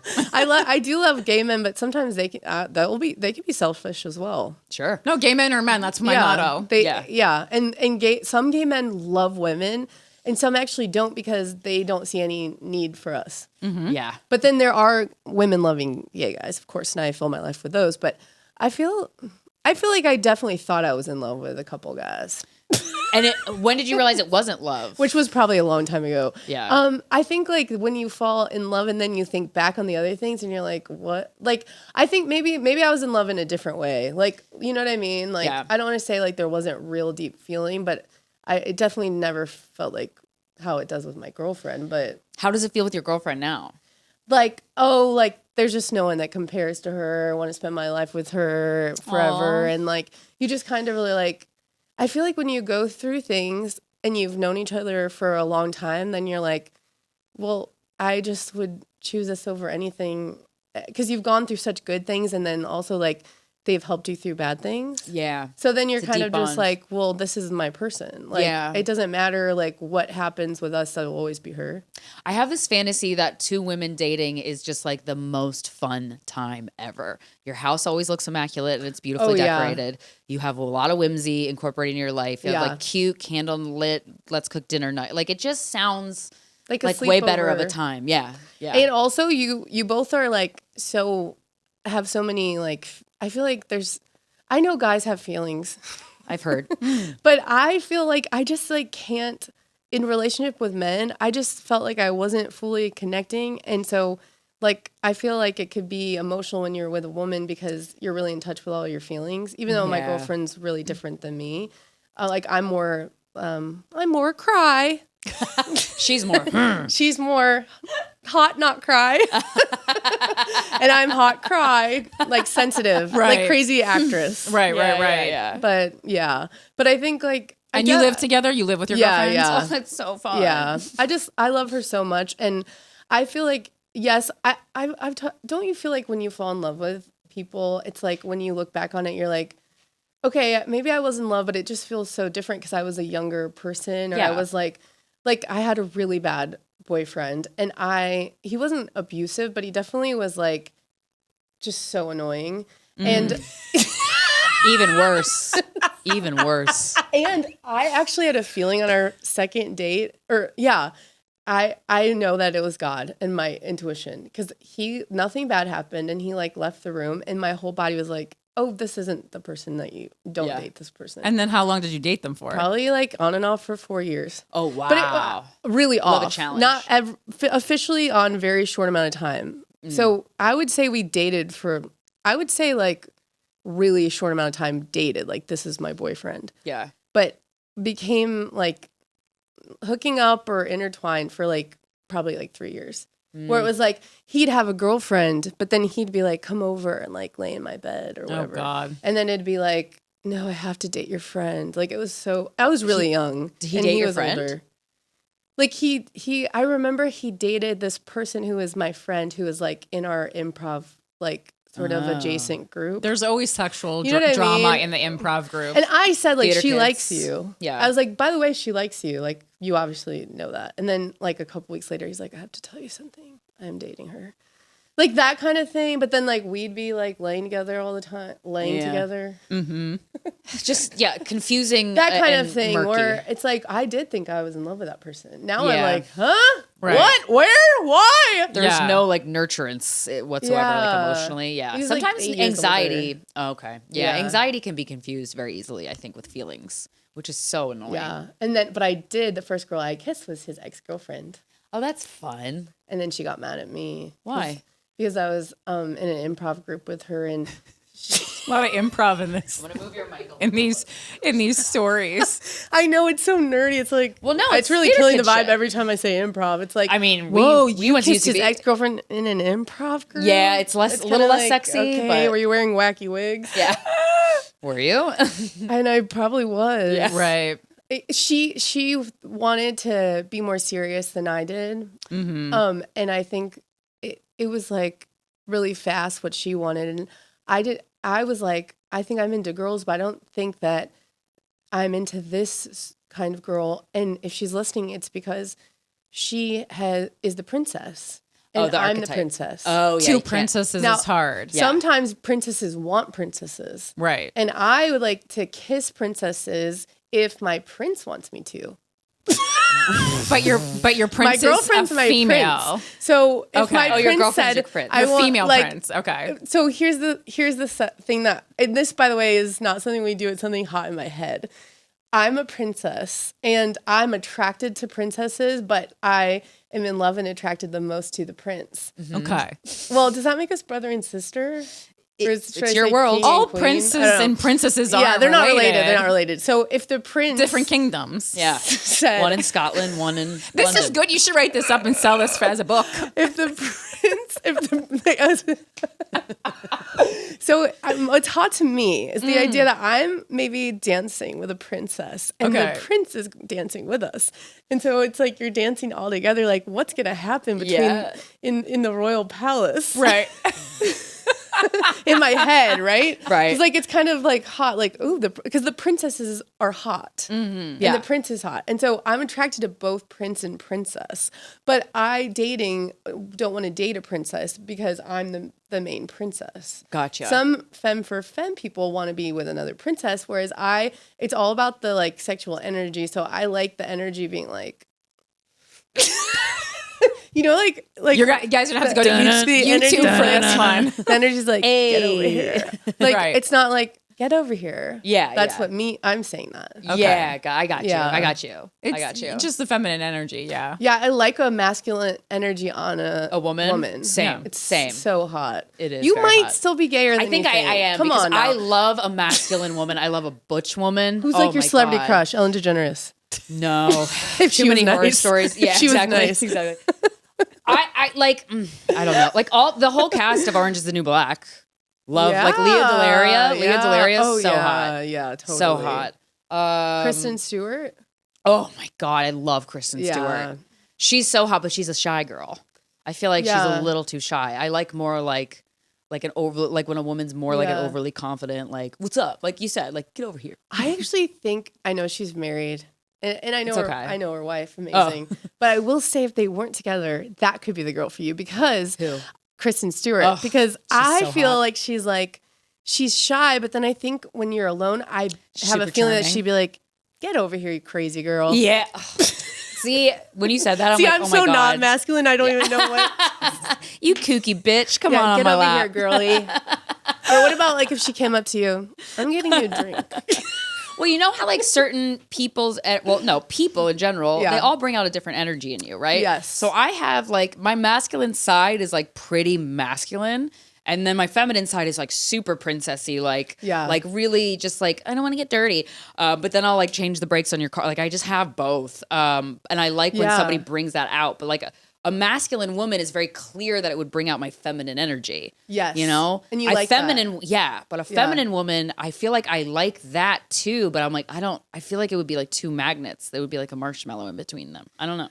I had this really feminine girl who actually said, she did say she was straight.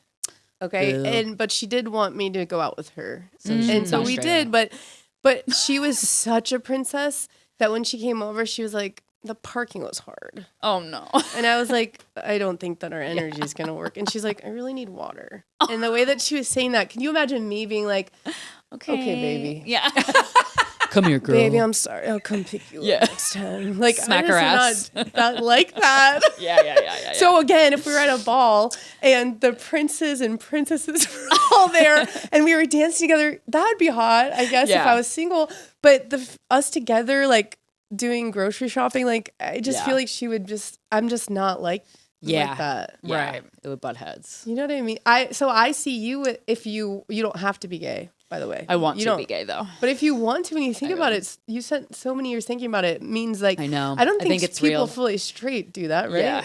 I don't know. I've never, right? I mean, wish that you were, or like no, not even wish, because I see the same level of difficulty in both. If anything, by the way, I've wished to be asexual, if anything. Well, that's the only thing I'm like, maybe not asexual, but maybe like just a lone wolf. I think about that a lot. I've never thought about maybe am I gay? Yeah. People definitely like to tell me that I should think about being gay.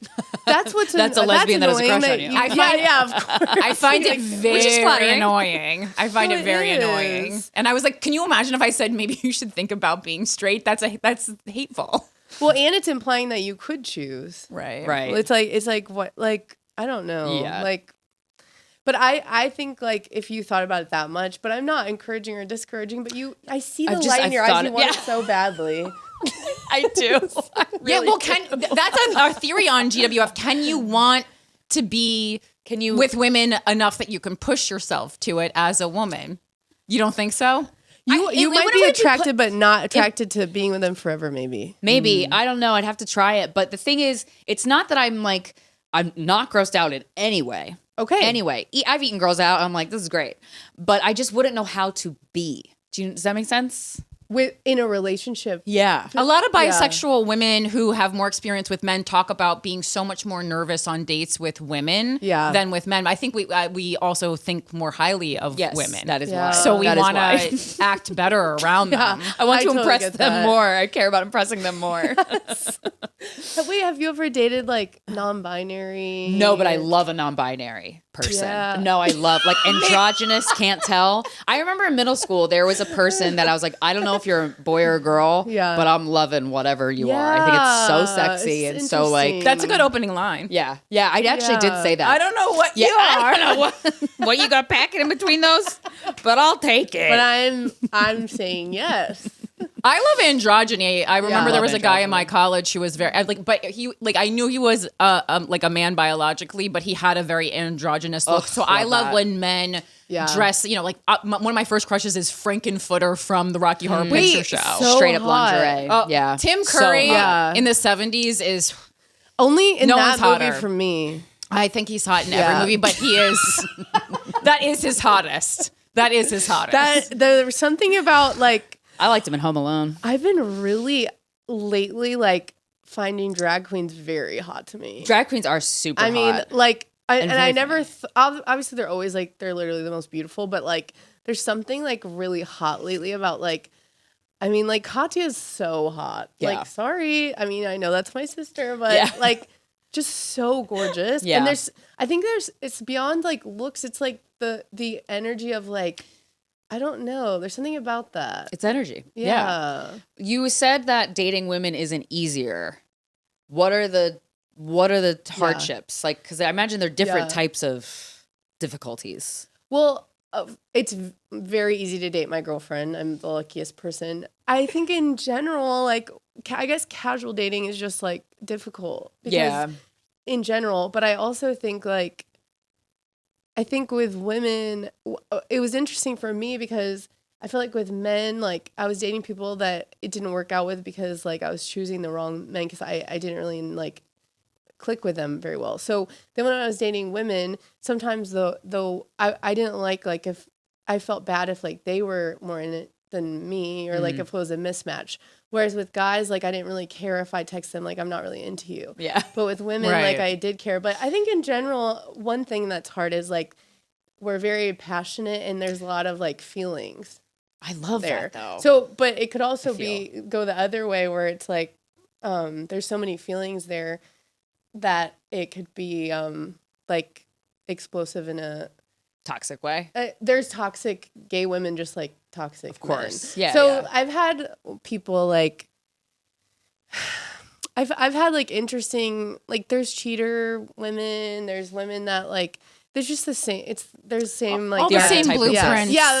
It's like the problem is humanity. I've never gotten cheated on, but I definitely like was getting sort of strung along by someone that probably had a girlfriend or like things like that. And then there's just like, I think because you feel like even more connected is probably like worse breakups or more like heartbreak but maybe that's specific to people that are like not like since I like women more, maybe it is harder. I don't know. I feel like women have they have more like a silent knowing between each other than a man and a woman. Yes, there's so many layers. Yeah. You know what I mean? Yeah. But then on the other side, I think women oftentimes stay friends, whereas like straight couples don't always stay friends when they break up. Yeah. I think like dating a guy, it's one of the tough parts about dating a guy is like they do not understand, and most of them don't want to understand what it's like to live as a woman. And like the hard, like the stuff that's really hard about it, and like the stuff that you just like kind of just shove in the corner and just don't address. And I feel like that makes me bitter a lot. Yeah, that's the number one thing. I don't think I ever actually had it in a relationship until the one I'm in now, but that's the number one quality I will now always look for. Like if I should break up with my boyfriend, is that he has actually taken time to think about what it's like to live as a woman. Yeah, like that's what so the female experience like is safety, like. all of these things. It's well, like there are good. I like to say guys like that are like goddesses. So it's like if I never met my girlfriend, it's not that I wouldn't ever date men. You know what I mean? I am bi. Like I am attracted to men, but I'm attracted to guys that seem gay. Yeah, me too. I love kind of gay guys. I love or a bi like guy. a really sweet, funny, like sort of sensitive guy. I'm not in. But attractive wise, I'm also into like Danny McBride. Okay, I am too, dude. I like that. I love Danny McBride. I get that. I have an interesting taste in men. It's like so different than. You're the most unique person that we've ever met. Actually, I was just thinking that. There's only one you. You know, like the dad. Like it's kind of like Danny McBride's so funny. That's so hot, and then it's like. He looks like a dad, but he doesn't look like my dad. Right, that's helpful. You know what I mean? My dad doesn't look like a dad like that. Like he's like cool and has tattoos. Your dad? Yeah. Oh, cool. So like it's not weird for me to say like that kind of dad energy is hot because like my dad's not like that, so it's okay. Yeah, you know what I mean? It's interesting actually that you worked with Lena Dunham saying that now because you come from at least your dad is an artist and that's very similar to Lena's upbringing. Yeah. That's so cool. My mom's a nurse. Your mom's a nurse. Okay, so but very funny. Very sweet. Oh, okay. What type of art does your dad do? Did your dad do? So he has a tattoo shop called Voodoo Monkey Tattoo. Cool. And I have tattoos, but you can't really see them. Oh, I love those. I want to get my legs tatted this summer. See, I didn't do it on my arms because I was like, oh, with acting, I'm gonna. Yeah, you got to get them covered. But and they cover You're these kind all of the time known anyways. for your arm acting, yeah. Yeah, like hello. That was a great elbow. Hello. My brother does tattoos there too. Cool. They're all funny. My parents aren't together. I start crying, and. They divorced when I was 3. They split up when I was 8. Not over it. But they're both really funny in unique ways. Like they're really different, my parents. And my mom is so funny. And my dad has like a really funny but unique. He like watches like Pee-wee. But he, you know, like I can see that because you've shared some of the art that your dad has made, and it really is. It's very much giving Pee-wee's Playhouse in the best way. Oh, that's cool. Yeah. Oh, He's like so amazing, and I'm just get so proud of him. And like, I'm really lucky to have an artist family and funny, nurturing side of the family as well. Wow. So not much childhood trauma under your belt. No, there definitely was. The divorce, I imagine, is traumatic. The divorce, and I feel like I'm really close to my family, but also I feel like we moved around, and I was really like had a really hard time in middle school. Like, I definitely had a really hard time, which helped me have a personality, I think. What was your hard time? Were you bullied? I was really bullied. I feel like in elementary school, I went to like a Catholic elementary school, and so everyone was friends. And then when I got into middle school, we moved, and it was a public school, and it was literally like, it felt like it was not like the best school, and it felt like people were really mean, and they were acting so much older than I felt I was, and like I feel like they were like doing bad stuff. Like drugs. And they were mean to me, really mean. That sucks. And it would be like I had this best friend who was new to the school, and she like 2 years after being friends, she like switched up on me, and she was like making my life hell, and she'd be like screaming at me on the bus. I found a guy in the back of the bus to fuck you. Finally, Meg, once you get back. I mean, horrible. And I prayed every day that she'd leave, and God got her expelled. Yay! Yeah. I'm serious. So were you were raised Pentecostal? Is that? Yeah. So I went to a Pentecostal church, but then in high school, I got really into like a non-denominational church. Okay. And so I was really into church and drama club, and everyone in my actual class was like really scary. And was your whole family very religious, or was this something that you felt more a calling to on your own? Yeah, so it was kind of like my mom's side of the family. We always were in church, but I'd say that in high school I was sort of the one getting everyone in the car. Oh, that's fun. really. Come on, guys. Yeah. That's so my mom sweet and unique. But I was really like, I was like falling in love with God in like a different way. That's nice. And I had a gay boyfriend. Oh, that's so nice. it was kind of like life-changing that I found it on my own or something. Well, because church is at its peak is a positive experience. It's community. It's coming together to sing, to help each other out, to raise money for poor people or whatever. Yeah. Like, the nature of what a church is and could and should be is really lovely. And I'm like, I wish that was more of a thing nowadays. I know. I'm really trying to like go to different churches now and try to find like a cool, and I've found a lot in LA actually. So I feel really sad for people that grew up with God and then they're gay, so then they feel like they can't, because that's all terrible. From like people that are exactly cherry picking to control you. Or gay themselves. Yeah. And in the closet. Yeah, but, that's awful. And so, you like talk about God a lot, and it is especially interesting because most of your audience, or a big chunk of your audience, are queer people. And have you ever had any backlash about, kind of you talking about something that has hurt a lot of them? Like, what is your relationship with your fans who are kind of like, because I know it's some people like find it really off-putting when someone is kind of loud about their religion. I actually don't. Yeah. Especially as someone who like reads tarot cards. To me, I'm like, well, I can't really say anything about that. If it works for you, I think that's fantastic. I think like I get mostly messages that are like, this is cool because I'm gay and I feel like people didn't like I relate to that.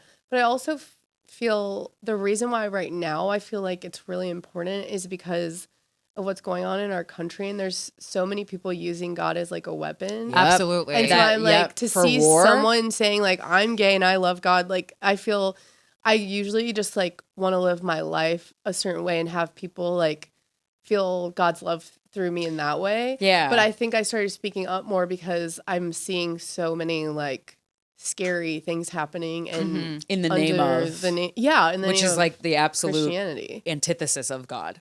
Yeah, so God is not life destroying. Yeah. Like it's just so simple. Yeah. But yeah. Yeah, I feel like I kind of like I feel like I had sort of like I felt like a manic episode during all the ICE stuff and the Epstein stuff. And I just was like, why isn't anyone doing anything? Like, why should be screaming in the streets? Like, I like completely wrecked me. And like the only answer that I have is God and coming together, because I'm like, what? Like, this is just so big and scary and dark. And I just feel so protective over like innocent people and children. And I'm like, for me, if I do have God in my life and that could help anyone to talk about, because they're also watching people use it as a weapon, I'm like, it feels like it's like so in my body that like that's more important than any comedy or anything. I get that, because it's like, no, the thing that you're crazy to be holding this. No, God would love that. But it's like people like using God to start a war, and it's like that is the exact opposite of God. Like when I was growing up, I grew up in Virginia, and there was like church people, like people that were like really religious all across various religions, but they did the gay thing. I was always, even as like a 5-year-old, I'm like, that's not right. That's wrong. And you're cherry picking. I didn't know the word was. But then you grow up and I was like, church is dumb and God's weird and judgy. And then you grow up and you're like, oh no, God, like when you like slice open a fucking lemon, you're like, this is the most beautiful thing ever. Like nature is God, like, and music and like connection and community. It's like, it's so the opposite of what you guys are saying it is. Like all these warmongering motherfuckers. ICE is the most anti, like when I actually read about Jesus, I'm like, this guy ruled. He did not. He was hot and like he ruled. Being around religious people. Yeah. You know, he or rich flipped people. the tables. Like he hung out with cool people. Like that's just historically true. You know? I would love for you to start a church. I mean, do you feel like I would really people join would it. think though, like when they come, would they think I was making fun of church? You know what I mean? No, I mean, because when I say stuff on stage about like, by the way, like if I say like, and God, something about God, people laugh, and I'm like, I think they're finally not doing that anymore because of what I've posted. Yeah. But I've had like that for years where I'll say something about God and they think I'm doing a character, but I'm like, it's the only real thing I'm saying in the show. I definitely saw that on Friday because you're but I've seen it not just with the God stuff. I think there are moments when, and again, I am a comedian. I know you a little bit, but not enough to know all the things about you, obviously, and your mannerisms. But I saw a pattern of people kind of sometimes not knowing when you're joking and when you Which are. is my comedy. That's kind of fun, like, though. I can't completely blame them. But definitely with Trickster. with the God thing, I think they thought that was maybe your pop star persona. Yes. And you know, which is like that makes sense because at the Grammys, at award shows is when we hear God's name the most in the entertainment business. It's the only time you hear it. Yeah, totally. And the Katy Perry doc. Yeah. I haven't seen it. The Katy Perry doc, Yeah. where Russell Brand like breaks her heart in the middle of like her haven't seen concert. that. It's one of the best pop star really documentaries, good. right up there with Justin Bieber. She I grew have up to as a watch it. Christian singer. Yes. So yeah. She had like a worship album. Her, Yeah, Jessica yeah. Simpson, they all started. Right, because Jessica Simpson's dad was a pastor. Yeah, she had to hide those titties. Yeah, both those. Yeah, Big discussion of Jessica Simpson's titties. Titties. And Katy Perry has huge titties. God made those titties. God made them, but he apparently didn't want them out at church. Which So is That's what I'm So thinking. picky. I don't think God is thinking about it. I think God. I feel like God doesn't probably give has fuck. more, other and Other things to think about. Yeah, And so on. with your interpretation, like where are you Yeah. getting your interpretation of Jesus's wants or God's wants for the world? Are you getting it from the Bible? And and for people who are saying like it's not okay to be gay and a Christian, where are they getting that from? And how would Their mom. how would you Jubilee style debate them? ooh. Well, love it's this. interesting because the very small amount that's in the Bible about being gay is misinterpreted to be a child and a man. Oh, So it's basically in the Bible, it's like the verse is about like men shouldn't sleep with kids. And that's a good thing that we should all live by. And we should live by that. Yeah, And then I it gets support that. misinterpreted and changed because like homosexuality wasn't like, it wasn't talked about. or in label? a label then. So then it got like sort of rewritten or misinterpreted as gay. Oh, And it's not. yeah, like, two totally different things. Men shouldn't be Pedophilia. with children. Right. Correct. Yes. Like that's like the most evil, horrible thing. And being gay is awesome. Yeah, So that's what I would be saying about that. And then for me, I really live by like God and Jesus wants us to love people and take care of each other. Yeah. And that's like loving him and loving people and taking care of each other. I find sometimes I'll give myself a challenge of like when I started learning about Jesus, like not that long ago, I'm like, oh, this guy was like amazing. Yeah. Like he would light up a room. Like he's like the Yeah. equivalent. And so, but like loving somebody that like makes me want to fucking scream, like somebody that like has values that are completely opposite of mine. I always try to give myself that challenge just to see, because I'm like, they deserve love. that I could say for a fact, but I'm like, do I have it for them? Can I have it? Always like that little challenge. So interesting. Like I was talking about the other day, like even though I live by the statement of love, like I do believe in the wrath of God for those people in the Epstein files, for these evil people. I'm like, but I also know we're called to love people, but I don't know about, some people should be jailed. Things like that. Yeah, I think it's really, really hard for me. Like it's really hard for me with like kid stuff. Yeah. That one's tough. We've talked about pedophilia on the show a lot because people write us in who've unfortunately had experiences. It is vast. And I'm like, what is this? What is this? I don't get it. There is true evil on the planet. Yeah. There is like I truly believe, not to get like fully Pentecostal on the podcast. Let's go. But there is like a spiritual world all around us. And there's a what? Spiritual world. Okay. Yeah. And like things we can't see. Those things are like purely evil. You know what I mean? Like how could that exist without like something purely so good that's like bigger than us, I guess. You know, because that's not, it doesn't even feel human, like the things that are in those Well, files. it really confuses me because some people's argument with Donald Trump, who are claiming to be Christian but really don't seem to hold any of the ideals of Christians, you know, in the sense that I have come to understand it. They're like, oh, well, you know, whatever they're saying is like he's the savior or the representative of God. Like they're like, oh, that he's really flawed, and you know, and that's how they always send them. And I'm like, this is pretty flawed.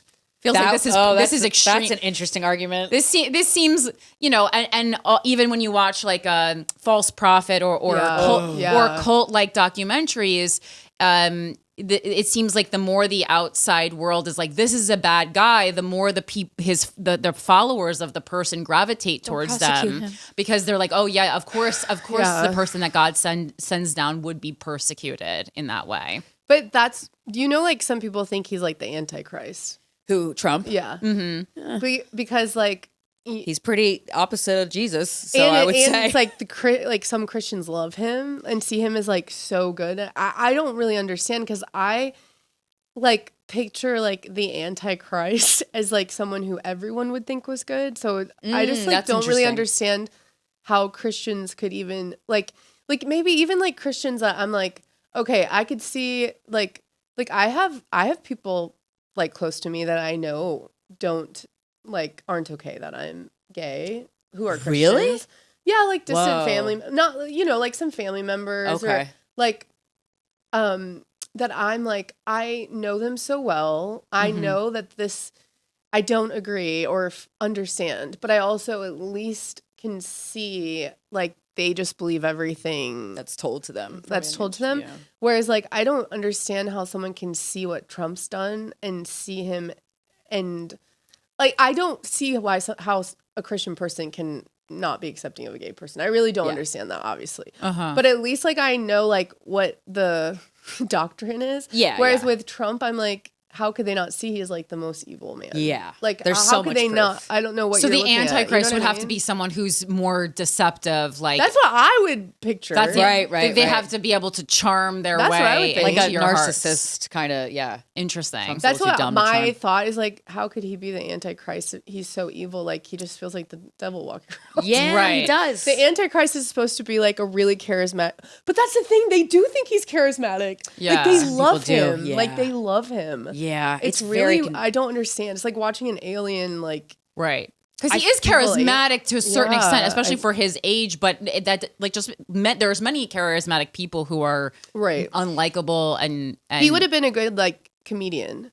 Right. Yes, you have to admit, like even though he's evil, like he sometimes says something that's funny. Yeah. Well, and it's also I think don't want to say that and give him that. I know, but you know what I mean. I know what you mean. Well, part of the humor is that he's not handling the like I think there's humor in it's like a joke structure. That he's his whole existence. Yeah, he's not. He's saying things at an inappropriate time in an inappropriate place. And you're like, oh, yeah, this is funny. And it makes you laugh as a human because you've never seen the president take this so unseriously before. Yes, that's why he's funny. But then when you think about the reality of it, you're like, this is actually a big problem. A lot of consequences. Right. It's very strange. Did you actually, I read that you went on did missionary work when you were in your early, like 20s? Whoa, what was that like? That's so sweet. I know. I seem like, isn't it kind of like, I think people think I'm really odd for having all of this at the same time. But No, I'm obsessed with like, it. if there's like, there is a small amount in the Bible about being gay. I just have never felt judged by God ever. I've never felt like it was wrong. I really didn't. But that kind of I was goes along. surprised that I learned that about myself, though. I just didn't know when I was a kid. Right. Oh, okay. Gotcha. But I think that goes along with like being confident, because you're one of the few people who's ever messaged me and been like, oh, the way you feel about yourself is how I feel about myself. And I was like, thank God there's at least another one,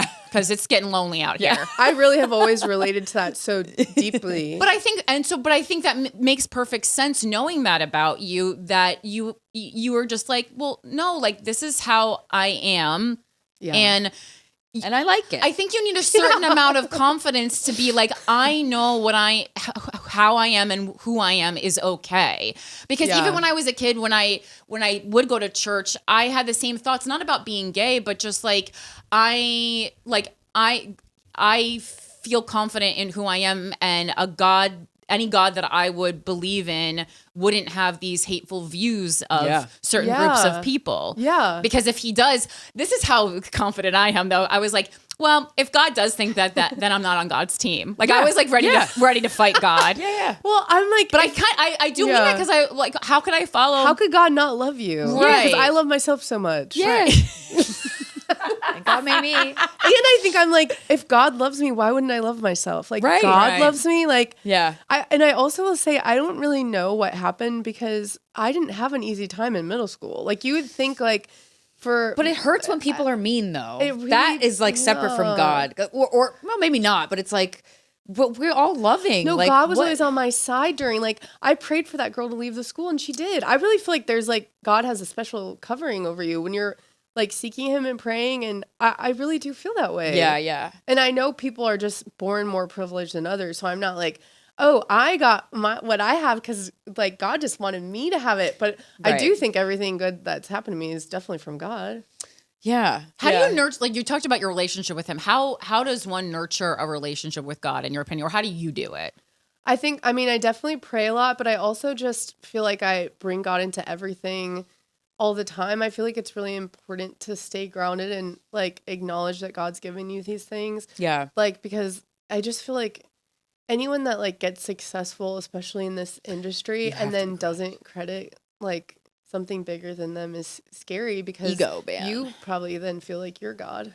Well, Yeah. And there's a lot of those definitely types. Donald Trump. Yeah, There's a lot of You know those what I types mean? walking around, Like- and then they get their proof because they're mirrored back with their success. It's very dangerous. And you're like, oh no, you're totally getting full of yourself, and I'm watching you become like a dangerous person. No, it's really scary, especially in this industry, to like get praise from people. And if you're not grounded in like your family and your close loved ones and something bigger than yourself, then you become like a crazy, Raging scary- narcissist. Yeah, Yeah. totally. So you did the missionary work, Yes. and what did you get out of it? But yet you still decided to be like, entertainment businesses for me. They're very they're very different things. Well, I was really interested in your experience because and this is also something you messaged me about like years ago, but I was having a real like come to Jesus moment, I suppose, with being a stand-up comedian, like, and whether or not it was enough. And you sent me like just like a really nice message being like, it's okay to question these things and whatever you do. And I was like, this was so sweet. I'm literally your biggest fan. Like, both of you, I've just been so sweet. like, So sweet. I hope you don't think I'm a stalker. Not at all. No. I believe me. In this business, there's a lot of nasty messages you get. So it's Oh my God, it's a I nice know. respite to get a kind one. I really will say, like, I was so like I basically like gave my whole life to helping like with my family, and then I finally let myself pursue comedy, and that's when I started listening to your podcast when I moved to Chicago. Okay. I think that was like the beginning of when it was. Probably, like yeah, I think I was like 2013 is when we early. started. Yes, yeah. Yeah. So I was like right there in the beginning. Wow. And your podcast like really helped me through beginning dating people. Oh, that's awesome. Your face. Emotional. And starting comedy. I started comedy and dating at the same time that I listened to your Wow. podcast. I'm so I was listening honored. every day. That's like I would amazing. like nanny all day, listen, go do comedy at night. So like you're a really huge part of like That's so everything. I sweet. feel like I'm gonna cry. It means a lot to me, and like I just felt like you were my sisters I was listening to. That's and awesome. Felt, So yeah, I would get tickets to your shows. And what if you guys got creeped out now? No, not Just at sharing all. all that. Security. But I always wanted to perform. Like I've never remember not wanting to, like as a Sure. kid. Yeah. And I also always have loved God, always known God in performing. So I always thought I would be an actress. I like knew it would happen. And I used to like imagine maybe this is like, I don't think I'm autistic, but I think this this could be Interpreted as that. Even though nothing wrong if I was. But I would imagine my life as like a TV show, and I'd be like, I wonder what's gonna happen next season, and I'd be like imagining that this was like all like scripted.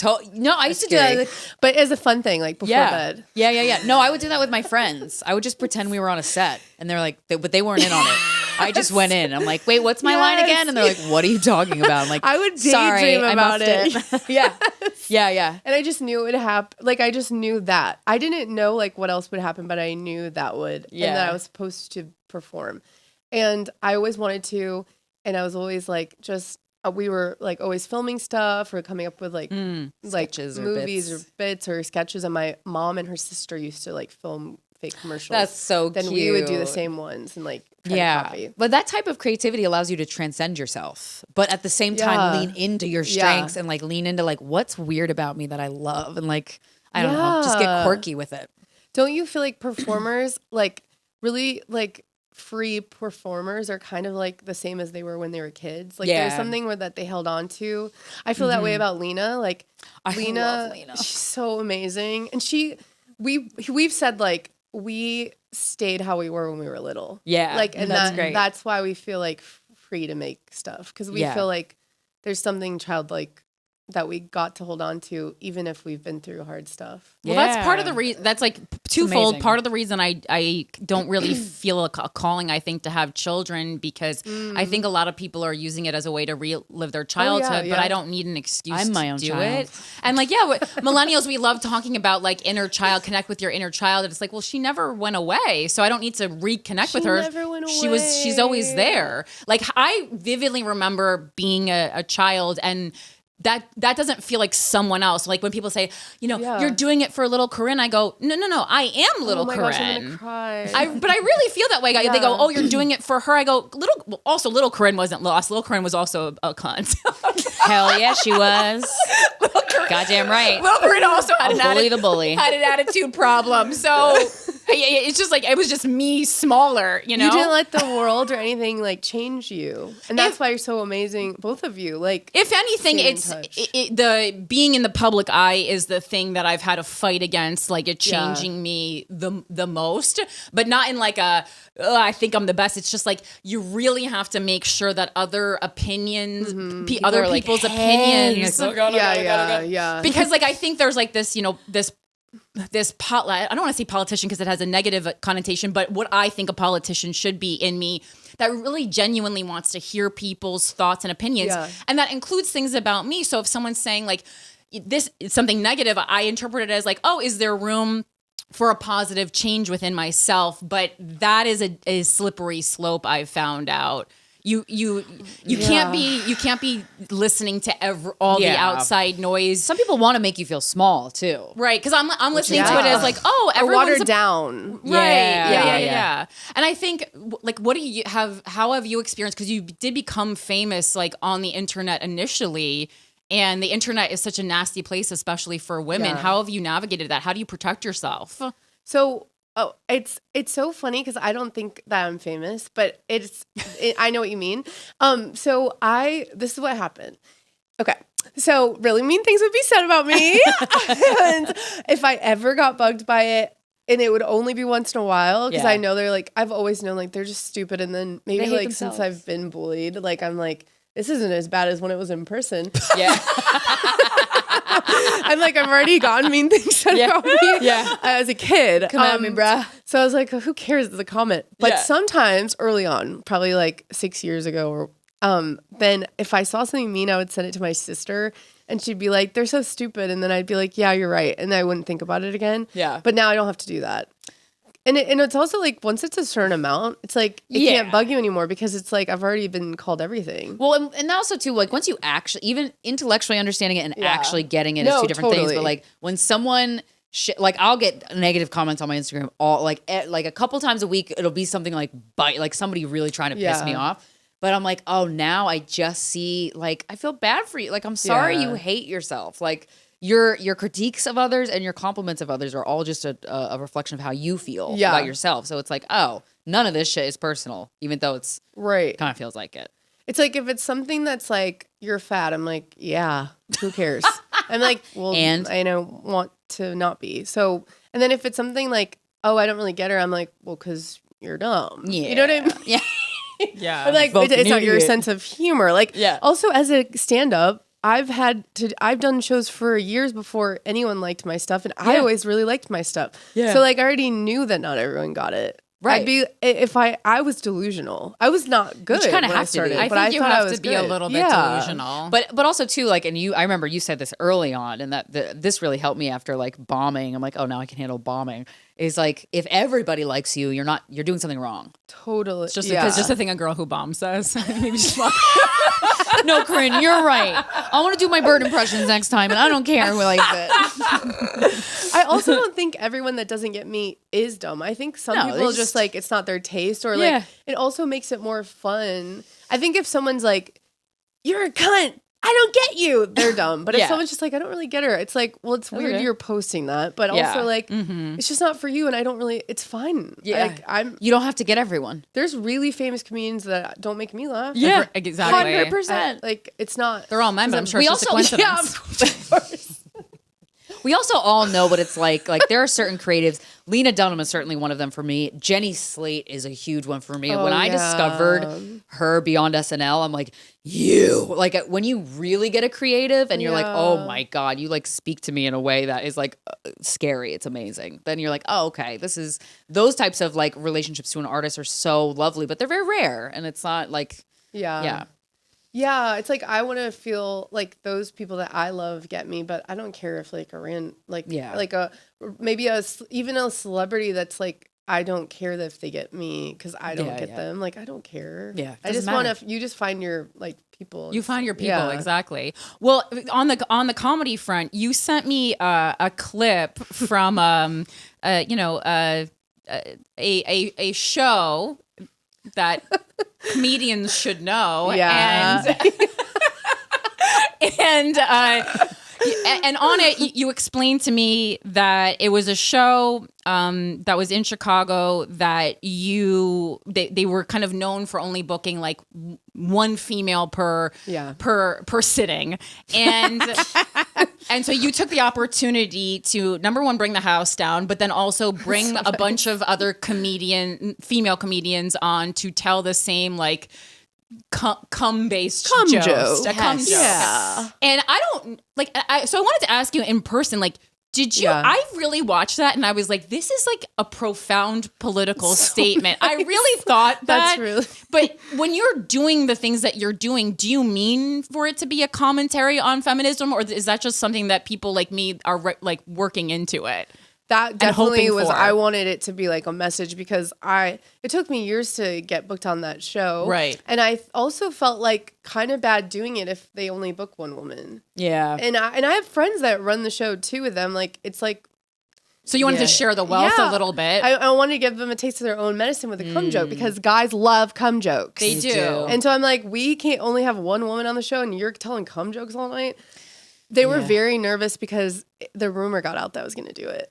Oh, that's fun. And the one girl that ran the show with them, but she was like, we heard what you're doing tonight, and like, we really don't want you to do it. Oh, she took their side. She was the woman in the group.